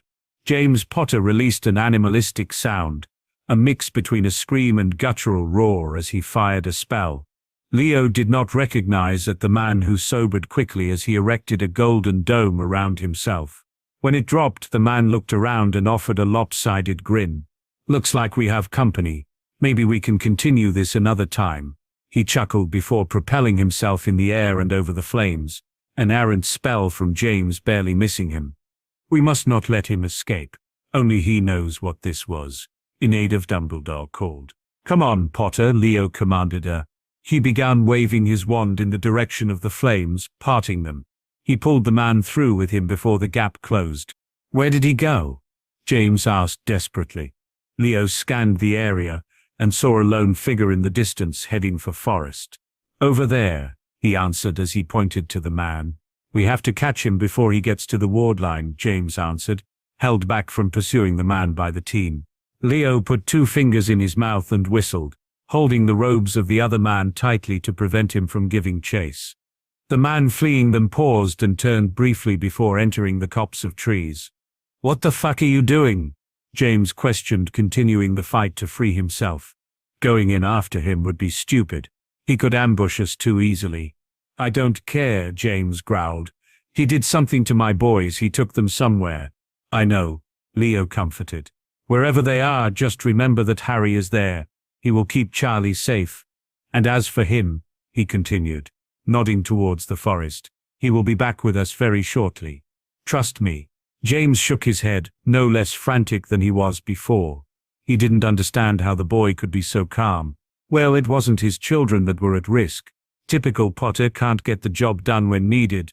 The potions master sneered as a large group of professors approached along with the Blacks, the Bells and various other people from the crowd. Before he could respond, his wife was in his arms sobbing uncontrollably. "What happened?" she demanded to know. "Filch. Charlie. I don't know," James wept. Leo felt his heart sink for the pair. He wouldn't wish what they were experiencing on any, especially for the sake of the boy. He'd grown closer to Charlie, cared for him just as much as Harry did, and was praying his friend would not let him down in retrieving their only lead. Only a short time later his heart soared as he heard a scream of terror coming from within the forest. Another one followed only a moment later. This one, agonizing. "I told you he'd be back," Leo said as he placed a hand on James's shoulder. Many drew their wands as a large disturbance could be seen in the trees coming steadily closer. Even more gasped as an enormous bear breached the tree line. A struggling man held in its maw. The size of the bear would have scared many. It must have stood well over 9 feet tall when upright, but it was the visage that took them aback. One eye was missing but had been replaced with a glowing red prosthetic, a large scar running above and below the eerie insertion. Its fur was as dark as the night, only the muzzle, a sandy yellow, was caked with blood. "Easy boy," Leo urged. "Lower your wands. He doesn't like them. He won't hurt you unless he feels threatened." Reluctantly, those in the group lowered them and most took several steps back. "There'll be a big reward for you later, my friend, but I need you to drop him." After seemingly contemplating the offer for a minute or two, the bear complied and dropped the man to the ground. He roared loudly at the prone figure before turning away and bounding back into the forest. With a wave of his wand, the man that no longer took the appearance of the caretaker was bound and whimpering from terror, the wounds inflicted by the bear oozing blood. "Is that Barty Crouch?" Snape questioned disbelievingly. "If it is, then Bart Senior has some explaining to do," Arcturus growled. Cassie, the still pale woman, nodded at the prompt, and stepped forward to see what she could find out from the man. "If anyone is going to interrogate him, it will be me," Snape insisted. "Piss off, Death Eater," Arcturus spat. "You'll do nothing. My heir's life could be at risk, so it will be handled by us." "Dumbledore would disagree," someone piped up. "That wrinkled old git can kiss my ass. He's already proven he doesn't have Harry's best interests at heart." Now if anyone would care to argue, then be my guest, he offered, wand in hand. None seemed keen on crossing the path of the Lord Black, and Cassie set to work, closely watched by Leo, Arcturus and Sirius. Was that Rasputin? Katie whispered to the boy. Leo nodded darkly. We should be grateful he just didn't maul him. How did you get a bear as a friend? Leo smirked. I rescued him from a circus. I couldn't leave him there. He can be quite sweet when you get to know him. I'll believe that when I see it, Katie mumbled. Leo shook his head and continued his vigil over Cassie, who was being eagerly watched by the Potters. Also, it took several more minutes before she sighed in relief, her eyes widening with worry. Someone needs to get Crouch Sr., he's under the Imperius, she explained. All of this was done to get Voldemort a body back. I don't know how, but he needs either Harry or Charlie to do it.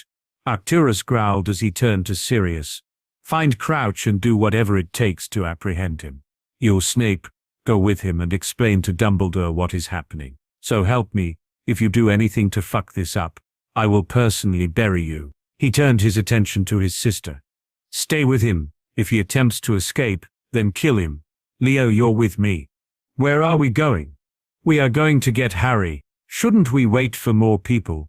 Arcturus shook his head. We don't have time, and I don't trust anyone else with this. It's you and me. Leo nodded. I'll be back, he promised Katie before kissing her on the cheek. Tears spilled from her eyes as she choked, clearly unhappy with the plan but understanding nonetheless. You'd better. Giving her hand a final squeeze, he followed the older man towards the exit.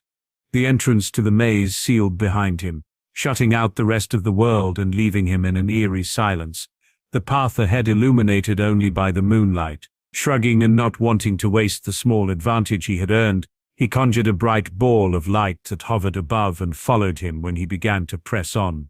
Point me, he muttered, focusing on the image of the Triwizard Cup. His wand spun in the palm of his hand and pointed ahead and slightly to his left. With a nod he jogged forward, not wanting to proceed too quickly and be unable to defend himself from any traps that could have been laid. The first corner he turned left him facing a dead end. He narrowed his eyes at the imposing hedgerow and cast a diagnostic charm, sighing internally at the simplicity of it. He fired off a ball of blue flame, expecting the wall of leaves and twigs to recede upon itself, allowing him to pass. Instead, it positively came alive and several vines shot out towards him, attempting to throttle him.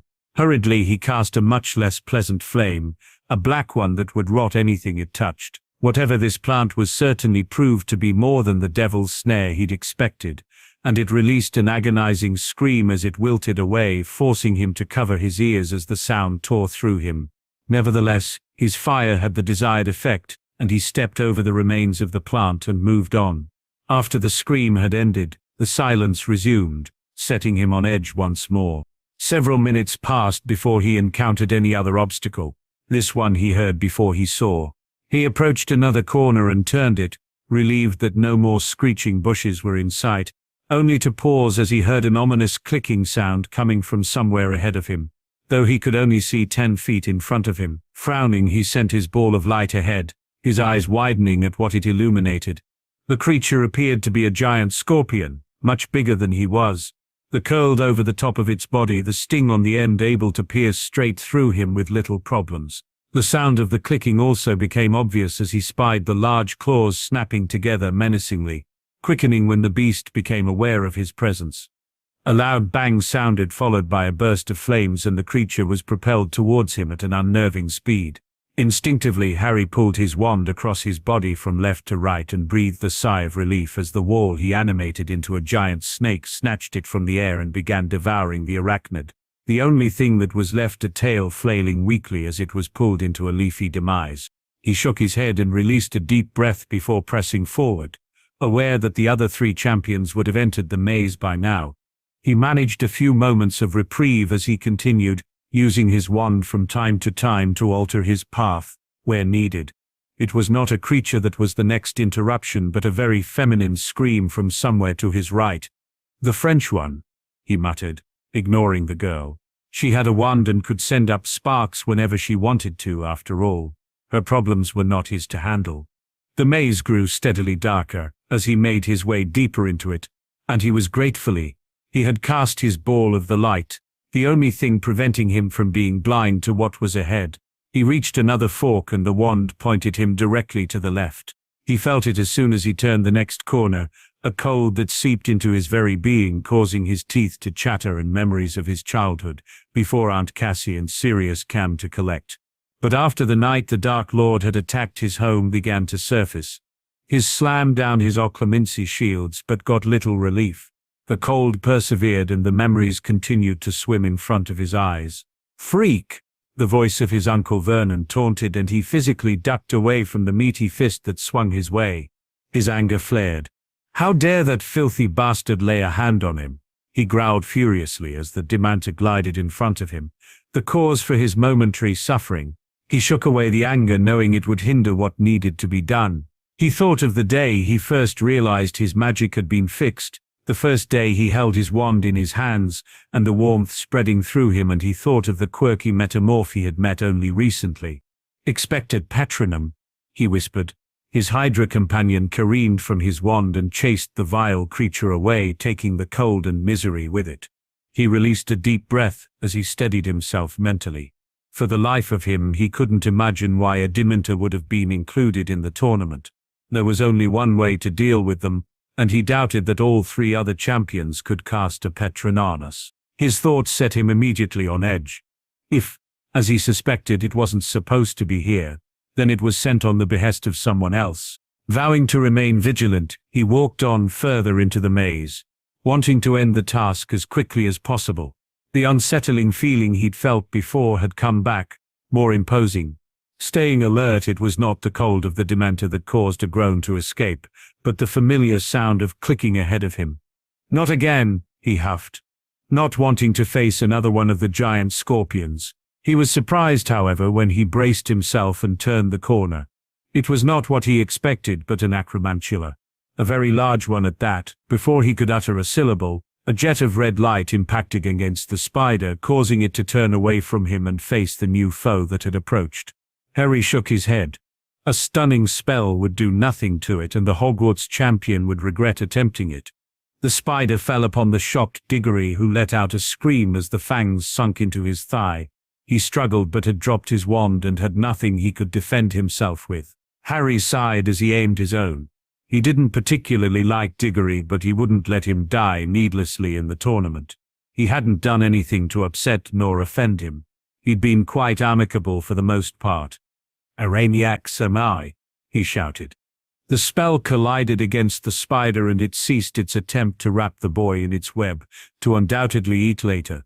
It was knocked back several feet, but the spell was not enough to cause harm to one of that size, and it turned its attention to Harry. Not foolish enough to try stunning the creature, he fired a purple bolt at it and it collapsed to the ground unmoving, the organs inside now a useless jelly. "Is it dead?" Diggory stuttered as he approached. "Definitely," Harry answered as he removed the web swathed around the boy's legs.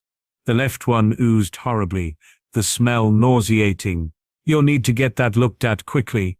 It won't kill you, but the longer you leave it, the more likely you'll lose that leg." Cedric nodded as he winced. "Thanks, Black. You saved my life. You deserve to win the championship," he offered sincerely.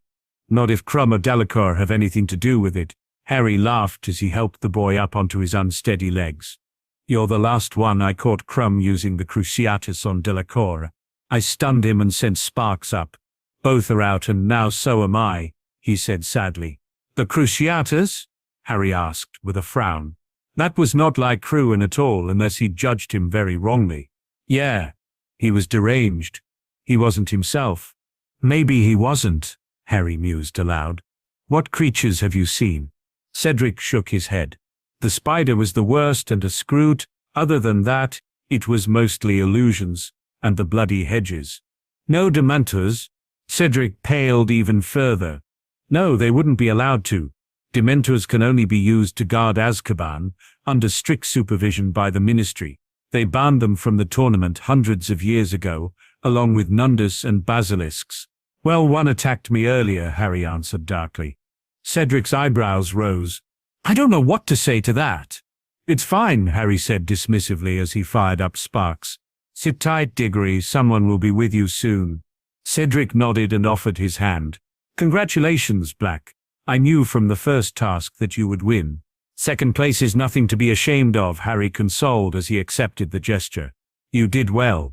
Cedric gave him a weak smile before Harry turned away and almost sprinted to the next turn, his focus shifting to the light a few hundred yards ahead of him.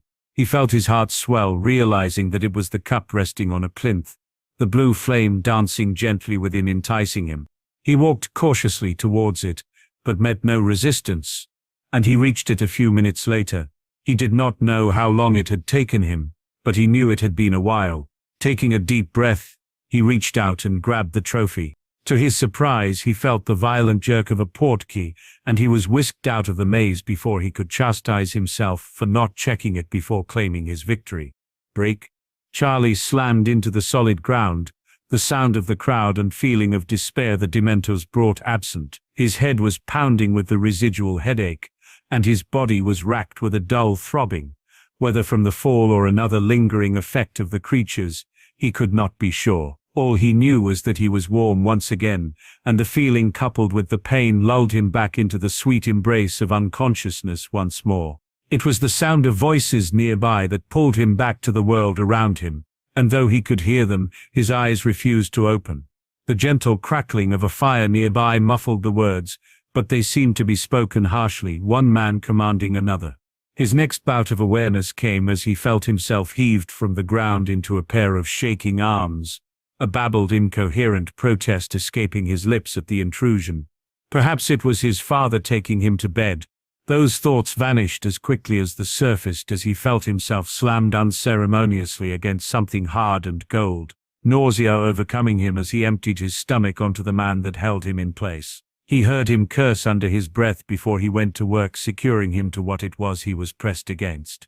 His vision began to darken again, only for his eyes to shoot open as a sharp pain ripped through his arm. He screamed, his already aching body having endured enough before being brutalized.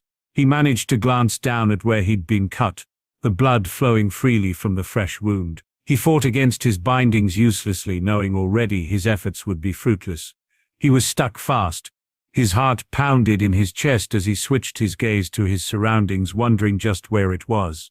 Nothing was familiar, but he knew he was in trouble. Somewhere ahead of him he could see a large cauldron bubbling away with an ominously clear liquid within, and a squat man hunched over next to a bundle of robes. "Make it quick," a voice wheezed. The man he could see adopted an urgency about his movements, fumbling as he lifted the robes and dumped them into the concoction. Charlie attempted to get his attention, but his pleas fell on deaf ears as he was ignored, shouting into a gag he hadn't realized had been placed in his mouth. Desperately he tried to slide his wand from his sleeve, the place Harry had told him to keep it, only to find that it had been taken. His shield was still on his other wrist, but in his position, it was useless. He could only look on as the man carried out his work, meticulously adding more ingredients to the now smoking cauldron. "Bone of the father, unknowingly given, you will revive your son," he almost chanted, dropping a large item into the mix. He then drew a knife, likely to be the same one he had maimed the teen with, and became much more reluctant with what he was doing. From where he was tied, Charlie could see the glistening of perspiration on his forehead as he continued. "Flesh of teeth, the servant, willingly given. You will revive your master," he called, and to Charlie's horror he hacked off his own left hand before throwing it into the cauldron.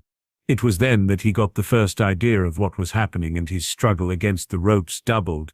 If he was right, the bumbling man was attempting to resurrect the Dark Lord, just as his parents feared. Again, his fight was in vain. He was secured too tightly to do anything other than watch what was unfolding in front of him. His only hope was that someone realized he was one in time and could find him. His heart sunk. There would be no one coming for him. They would all be too focused with what was happening at Hogwarts to worry about one student. It took a moment for the man to compose himself, but he eventually whimpered the final part of his spell. "Blood of the enemy. Forcibly taken, you will resurrect your feu." He then collapsed to the ground in a trembling heap, and Charlie hoped he was suffering for what he had done. He had not an ounce of cruelty in him, but this man deserved what he was feeling. His attention was quickly drawn to the cauldron as an array of colored sparks began crackling from the surface. For the love of Merlin, please let him have gotten it wrong. A thick fog coalesced around the area, shrouding the oversized pot from view. When it did start to clear, his heart sunk. A tall, lean figure could be seen stood in the center, staring almost reverently at a pair of hands. It was flexing. "Robe me," it instructed. The bumbling man clambered to his feet and wrapped a black cloak around the form before stepping back and falling to his knees, groveling. "My lord, please." The taller of the two looked down on the other and shook his head. "You have served me well, Wormtail, but were it not for you, none of this would have come to pass. You are lucky I allowed you to live long enough to serve a true purpose." Wormtail began sputtering nonsensically, but his words had no effect on the taller man. "Avada Kedavra," he intoned with practiced ease. Wormtail fell still the moment the sickly jet of green light connected. The same green light that had haunted Charlie for as long as he could remember.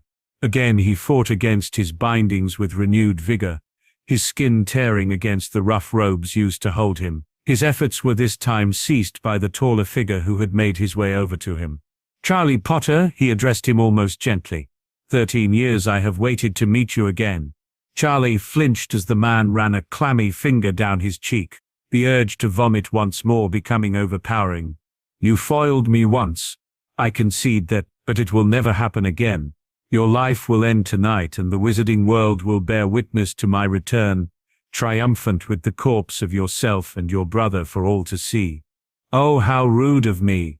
Did you wish to say something?" Voldemort asked as he removed his gag with a wave of his hand. Charlie took a deep breath. He couldn't deny that he was terrified of the thing that stood in front of him. Never had he seen a person so pale, nor with red serpent eyes. "I'm not scared of you," he said defiantly, his strength coming from knowing how his father and Harry would act if they were in his position. Voldemort laughed. "You are a fool if you don't fear me. I am Lord Voldemort. Even after all these years, the mere mention of my name strikes fear into all. You, however, have spent the last 13 years hiding behind your mother's skirt and the fool Dumbledore. But worry not, you will learn why you should fear me," he vowed. The Dark Lord pulled his wand from his sleeve, almost as pale as himself. He looked upon it as one would a long-lost love before he pointed it at the teen. "Crucio!" Charlie screamed, his throat raw as the indescribable sensation tore through every fiber of his body, his muscles tightening and bones feeling like they were each being broken in two and then smashed into powder. Voldemort ended the spell and a violent tingling prevailed through his body, causing him to spasm uncontrollably. "It hurts, doesn't it, Charlie?" the Dark Lord questioned. "I don't imagine you want to experience that again." Charlie could only wince in response, his lungs working hard to simply draw breath. "Worry not, I have more pressing matters to attend to. You see, you are currently resting upon the grave of my father, a useless, filthy muggle if there ever was one," he muttered as he walked towards the downed corpse of Wormtail and lifted the sleeve of his butchered arm. He pressed his wand against a black mark that had been marred with blood before returning a moment later. Charlie looked around to see a series of headstones, some newer than others, lined up neatly in rows behind him. Learning that the Dark Lord was a half-blood was surprising, but the least of his concerns. It was something he would worry about if somehow escaped here with his life. Such a trivial thing, parents. "My real family arrives now." Charlie heard the swishing of a dozen or so cloaks and he turned to see a large gathering of wizards, each donning a mask to hide their identity, though their body long screamed of apprehension. They huddled together, none daring to speak. "My loyal Death Eaters," Voldemort greeted them, his back now to Charlie, who attempted to free himself whilst he was distracted. 13 long years and yet you flock to me as though it were yesterday." One of the wizards present found his voice as he fell to his knees, prostrating himself with a rushed apology. "My lord, my apologies. Had I known, I would have been by your side." "Get up, Avery," Voldemort spat. The man complied with a final bow and rejoined the others as the Dark Lord paced across the breadth of them, shaking his head. "I find myself disappointed. You claim loyalty and obedience but denounce me the first chance you get to save your own skin. Where is the loyalty? My lord, I have continued my work. Even with you gone, my desire to rid the world of those unworthy never wavered. Ah, Lucius. It seems your efforts have been lacking. Did you not lose your fortune recently to a boy?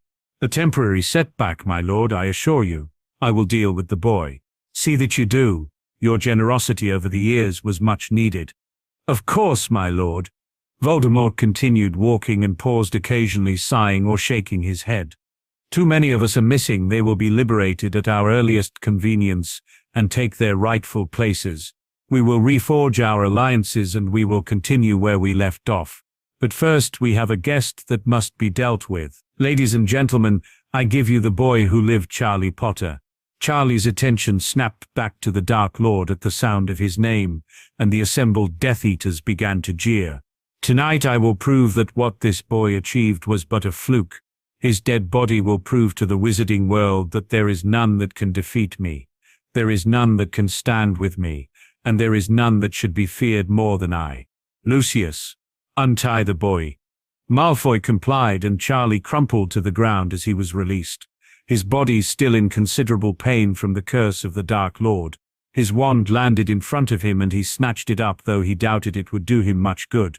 His energy levels were depleted. The only thing he had was his shield, and he would have to put it to good use to stand a chance of survival. Internally he thanked Harry and Leo for the training they'd given him. He didn't know how well it would serve him, but there was no doubt he would find out now. Shakily he managed to stand. He certainly would not lie here and allow the man to have his way without a fight. He was a Potter, and Potters stood up to tyranny. His father had drilled that into him over the years. If he was to die, then so be it. But he would die with dignity. That was the only thing that had not been taken from him. Quicker than he could react, however, he was again overwhelmed with pain as he was hit with another Cricatis curse. He did not know how long he was held under it, but when it was lifted, his mouth was full of blood. At some point he had bitten through his tongue. Pathetic, Voldemort declared disgustedly. I'd heard you were as good as a squib. My, how the House of Potter has fallen. Charlie gritted his teeth and tried to stand as the Death Eaters around the graveyard continued to taunt him, laughing and mocking him. He spat a mouthful of blood on the ground, refusing to remain in the dirt. You call me pathetic, he panted. You were defeated by a baby who couldn't even walk. You're pathetic and a coward. The laughter stopped at his words, the Dark Lord's followers falling silent as Voldemort glared at him furiously.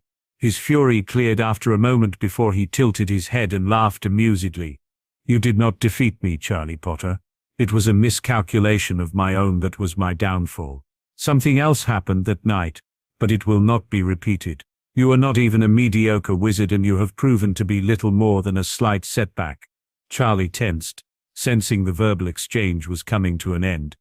You and your brother will both die tonight, Potter. Make no mistake. Charlie snorted. My brother is double the wizard and 10 times the man you will ever be, he replied defiantly. Your brother is more a coward than you. Running away and hiding. Where was he when you were growing up? Where was he when little Charlie Potter cried every night at Hogwarts because he couldn't cast the simplest spell? Oh, I know everything about you, and you have been nothing but a disappointment.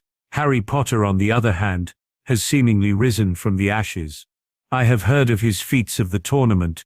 Impressive or lucky, we will know soon enough. But he too will die.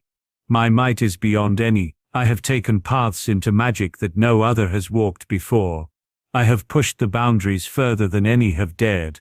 Unless you beg to differ, Harry, the Dark Lord questioned, waving his wand in an elaborate arc. Charlie gasped as his brother appeared about 10 feet to his left, his wand in hand, looking upon the Dark Lord and his followers almost calmly, though he could feel something almost sinister emanating from the other boy.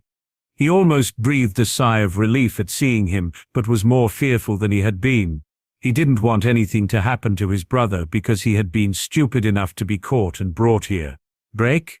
As the portkey deposited him, Harry rolled and adopted a defensive stance, ready to strike at anything that moved. He surveyed the area and found it silent, not even the insects were chirping, something that was a given for rurality of where he found himself. He couldn't be certain if this was part of the task, an addendum the champions had not been told about. He shook his head. Until he could be sure, his vigilance would remain. What was clear, however, was that he was no longer at Hogwarts. The mountains that could be seen for miles in the area were not here. Carefully he stepped forward and a twig snapped loudly under his foot. Cursing under his breath, he cast a disillusionment charm on himself and silenced his feet before continuing. He stopped suddenly as he heard an agonizing scream from somewhere ahead. Every part of him was telling him to flee, but his curiosity got the better of him, and he pushed on, ignoring the sense of foreboding that continued to plague him. The screaming subsided after a few seconds, and he quickened his pace in the direction it was coming from. There wasn't much that could cause a person to scream like that, and he had an idea of what was happening. Thoughts of this being a continuation of the task were now absent. Whatever was happening close by was something else entirely. He came upon a slight hill and cautiously made his way to the top, keeping low to avoid possible detection. None had been able to see through his charm for some time, so he was confident he would not be seen. Peeking over, he could see a large cauldron bubbling away, a group of cloaked and masked figures further behind it, and another tall person, his complexion almost as pale and glowing as the moon above. If this unsettled him in any way, it was nothing compared to the feeling of his heart sinking when he saw his brother on his knees before the man, bleeding profusely from the mouth. Learning where such a pained scream came from steeled his resolve. He knew not how Charlie was here. All he knew was that he needed to get him out, and by the looks of things, it was down to him alone. He had no idea where he was, so couldn't return if he left, and he doubted Charlie had much time. He was in a bad way already, and it wouldn't do well for him to suffer any more. He glanced once more at the man that was holding the younger boy captive, and his stomach tightened. The face he saw was unfamiliar, but he would never forget that voice. An image of a man in a dark cloak pointing his wand in the direction of a cot swam in front of him. He closed his eyes as he watched a younger version of himself jump in front of the jet of green light to protect his baby brother. He shook his head. What his grandfather had feared most had come to pass. The Dark Lord had returned. He didn't fear him, he had been raised to fear none. He was a black coward to nothing. He did, however, fear for Charlie. He was not ready to be in such a situation. And Harry doubted he ever would be. Life had been cruel to the young Potter in many ways, and it just seemed to get worse for him. He crept forward, ensuring he did not create any disturbances, as he moved closer to his brother. If he could reach Charlie, he could apparate them both away. His plan was in ruins the moment he heard his name and felt the anti-apparition wards be raised. With little else he could do, he dropped his charm and looked towards the man that had haunted his childhood, fighting to keep his anger in check. He hated that he once feared another. It did not sit right with him. It made him feel shame. He calmed himself somewhat as a staring match ensued between him and Voldemort, the latter of the two observing him questioningly. "Harry Potter," the Dark Lord greeted him. Harry winced internally at the use of the name, but chose to ignore it. He would not let this man get to him. "Tom Riddle," he returned with a bow, smirking at the look of surprise that crossed the snake-like features. "Where did you learn of this name?" he hissed, bordering on slipping into Parseltongue.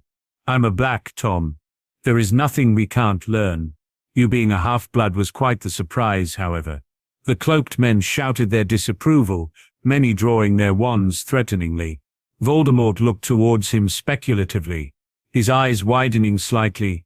"You do not fear me. Unlike your brother, you have a backbone," he praised. "Not that it matters. You will both be dead soon enough." Harry chuckled. "Oh, Tom, why is it that you see us as enemies? As far as I'm concerned, what happened is in the past. I have no quarrel with you. My life turned out well and I plan to return to it, away from Britain. It's all yours. I will, however, be taking my brother with me." Voldemort again adopted a look of surprise. "You hide your fear well, Harry," he offered, "but I cannot let you live. The prophecy must be fulfilled, or your brother will always be that shadow in the corner waiting to drive a knife in my back.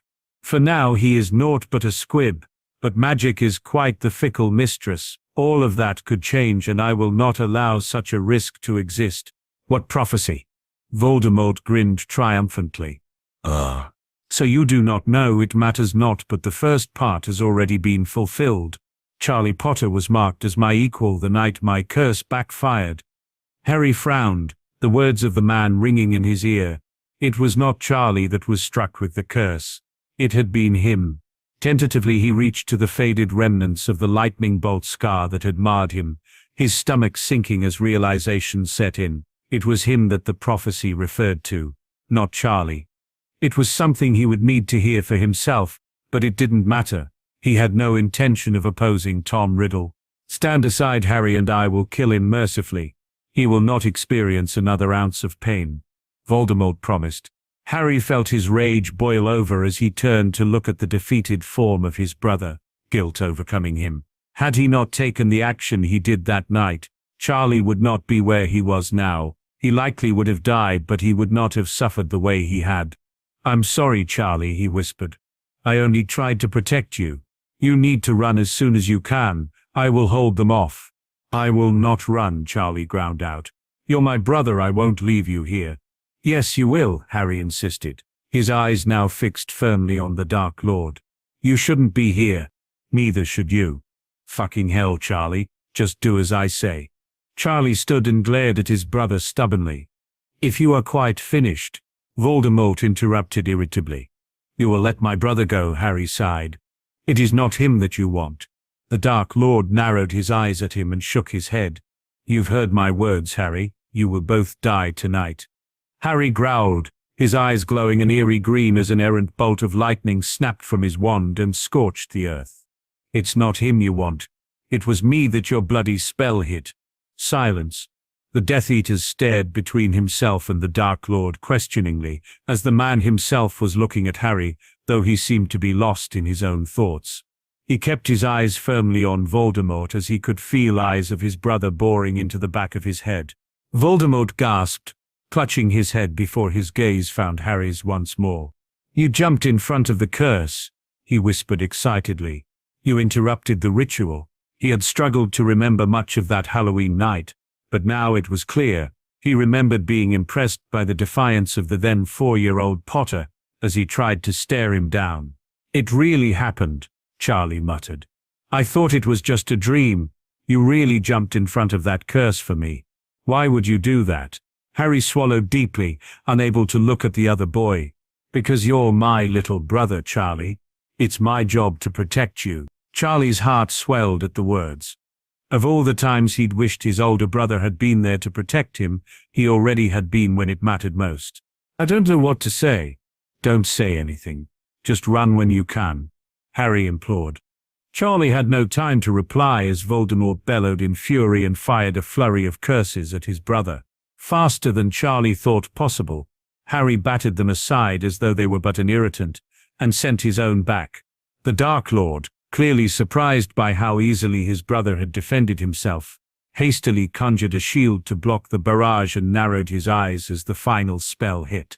What's wrong, Tom? Not having so much fun fighting someone who can fight back? Harry spat. Charlie shuddered at seeing the venomous look his brother wore, even though it was not aimed his way. His eyes were burning a bright emerald fire with no hint of their usual grey in sight.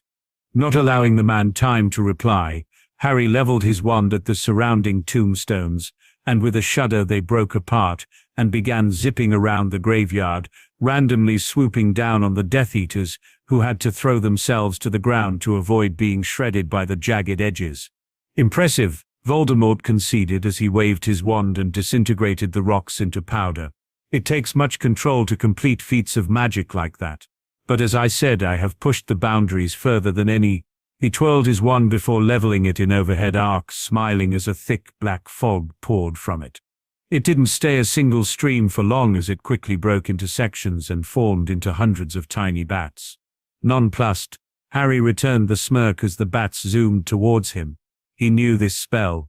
It was one of the ones he'd discovered he knew as a child that he'd kept from Sirius after experimenting with it and seeing what it would do. If it were to touch him, he would be turned inside out and die a rather unpleasant death. The rat he had experimented on had suffered horribly. Calmly he twisted his wand and hissed gently. The bats froze in mid-air and changed course, heading back towards a shocked Voldemort. "How dare you turn my own magic against me? How did you come to know of my spell?" "Your spell?" Harry questioned, surprised himself. "Well, if it is yours, you'll be familiar with this." Cracking his wand like a whip, Harry smiled as a pink ball of flame was launched at the Dark Lord, getting bigger and brighter the closer it got.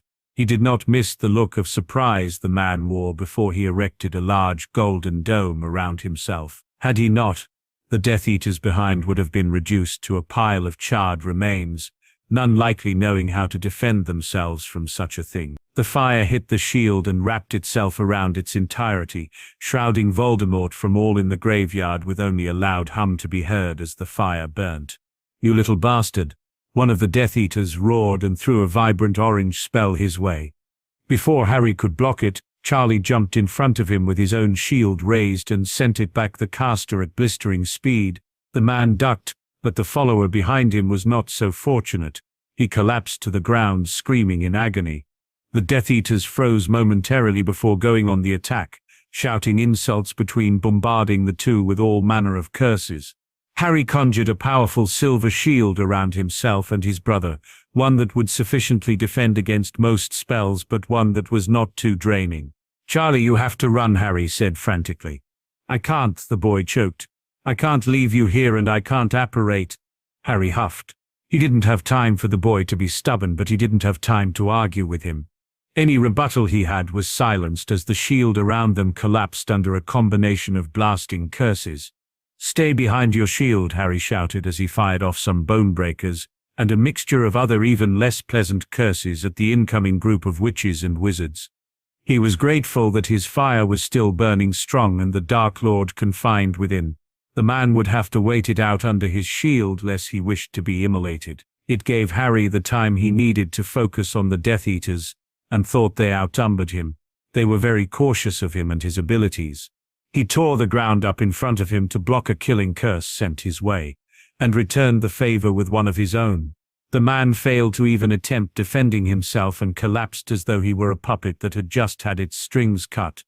Turning his attention to the next, he saw Charlie in the corner of his eye, thankfully taking refuge behind his shield, the device gifted to him, deflecting the spells sent his way. He knew that such a thing would not last. It would eventually give out and leave the boy exposed. He was fortunate that none had aimed an unforgivable his way yet. The next man to fall to his attack did so, now missing his wand arm as it was cleaved from his body under the severing curse. Harry hit Muth. The man fell to the ground roaring in agony and clutching the stump. The wariness within the Death Eaters grew and they seemed reluctant to engage him. Instead they turned their attention to Charlie, who came under a heavy onslaught of curses, his arm shaking at having held up his shield for so long.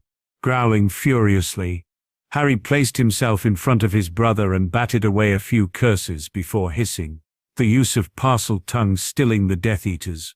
Whether they were shocked or fearful he did not know, but their stillness served to be the downfall of two of them, as the ground below them transformed into an enormous serpent, its maw closing over their legs and biting cleanly through them, leaving only their torsos behind as it settled back into a pile of dirt. The two men screamed for but a few seconds before they fell silent and unmoving. Instead of fleeing as Harry expected, the Death Eaters renewed their attack with more vigor and he had to shield himself once more to avoid falling victim to one of the many unpleasant curses he heard being uttered.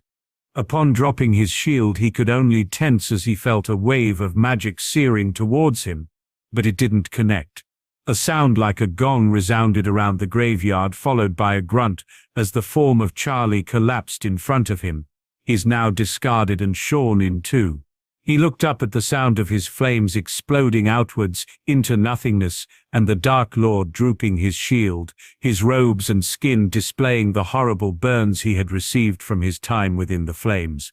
The man's eyes smoldered with contempt as he surveyed the devastation Harry had wrought, his fallen followers, and spat some orders at the rest. "Clean up and leave, they are mine to handle." Harry paid no attention to what the Death Eaters were doing, his eyes fixated on Charlie and the amount of blood flowing from the deep wound in his chest. He fell to his knees next to him after hearing him cough painfully, relieved that he was still alive and Voldemort was too busy attempting to nurse his wounds. "What the hell were you thinking?" he whispered. Charlie's gaze was clouded over, though he smiled almost peacefully. "It's my turn to protect you, Harry," he answered breathily. Hearing what Harry had done for him when they were young had only made him determined to prove he was worthy as a brother, just like Harry had for him. He watched him fight against the Dark Lord and he watched him protect him from the Death Eaters, killing to keep him safe. It was then that he realized that it was Harry all along. It had been his brother who was truly the boy who lived, and Harry was the one able to stop Voldemort. It wasn't him, it never had been, and Charlie felt nothing but relief. As for the prophecy, he had no idea what that meant, but if Harry was Voldemort's equal and he'd been marked, then it would be him the world would need. Harry shook his head at the foolish boy. He was grateful but furious at the same time. He looked up to see the final remnants of Death Eaters vanishing, as Voldemort had ordered. "I'll get us out of this, Charlie, you'll be fine," he whispered before standing. "Just hold on." Charlie nodded weakly, pressing his palm into the wound to stem the bleeding. "It seems that I underestimated you, Potter," Voldemort wheezed, wincing as he approached, the burns he had obtained bothering him more than he had shown his followers. "Mark my words, boy, your time will come." Harry watched him vanish in a thick cloud of smoke, and kept his wand drawn and ready for a few moments, only calming his vigil when he heard the desperate panting of his brother. He returned to his side to assess the damage he had received. "That was bloody idiotic," he muttered, as he sealed his wound with a few hisses. "It's not the best, but a healer will be able to fix it." Charlie nodded gratefully, feeling better already. "I can't believe I didn't work it out. It does make sense." "What does?" Harry questioned. "You saving me that night. I've dreamt about it and there's always someone jumping in front of the curse before it hits and I wake up." Harry shook his head. "It was a long time ago." Charlie sighed as he managed to sit. "Thank you, I never had the chance to say it before." Harry reached out a hand and pulled him to his feet. "It's like I said, that's what a big brother is for." "I'm sorry I wasn't there after." Charlie snorted. "That's not your fault. Dumbledore caused all that mess." Harry nodded. "You're here now," Charlie continued, nudging the older boy with his shoulder and grinning, causing Harry to return the gesture. "You did well, Charlie. You're a bloody idiot, but you did yourself proud tonight." Charlie's grin widened, followed quickly by his eyes. Harry frowned in confusion as his brother shoved him hard to the side as he heard the dreaded words. Avada Kedavra. It happened so quickly that Harry had no time to react. He watched as the spell crashed into his younger brother and he collapsed limply to the ground. Turning, he saw the victorious gleam in the eyes of Voldemort and something within the teen snapped. With a primal roar, he pointed his wand at the Dark Lord. No words escaped him and his intent was unclear. He wanted him dead, yet he wanted him to suffer. What emerged from his wand was a blinding stream of golden flames, something of the likes he had never seen before. His final image of the man before he vanished into another cloud of smoke before he was struck was one of shock and a little fear. It seemed that he too knew not what he faced. "Fucking coward," Harry seethed. He saw the manor a short distance away burst into flames and begin to crumble almost immediately as his unknown spell hit it. He felt no satisfaction. He hurried back to the unmoving form of his brother and shook him desperately. "Come on, Charlie, get up," he implored, increasing the vigor with each shake. Charlie, however, remained lifeless. His skin had turned pale and his warmth fading. Harry knew that he was dead. He just didn't want to admit it to himself. For the first time in many years he felt tears on his cheeks, and he couldn't bring himself to wipe them away. Instead he hunched over the broken body of his brother and wept into his chest, wishing there was something he could do to bring him back. He couldn't be certain how long he stayed. Truly, he didn't care. Eventually he managed to compose himself enough to consider what he needed to do, and the first on the list was to return his brother's body to the Potters. Then he knew not. He simply wanted to be alone and grieve for the boy. Standing, he pulled the boy into his arms and raised his wand before ripping through the anti-apparition ward as though it were nothing, and took his brother from this place. He appeared outside the gates of Hogwarts and readjusted the way he was holding him and crossed the threshold. Something had happened here also. That much was clear, but he did not have time to care. He barely walked in a few feet when Arcturus and Leo tried to accost him, but stopped when they saw who he was cradling in his arms. "He's back," he croaked. "You were right." He went on his way, not once looking back or to the destruction around him, and in his wake stood two men, neither knowing what could be done or said to bring him any comfort.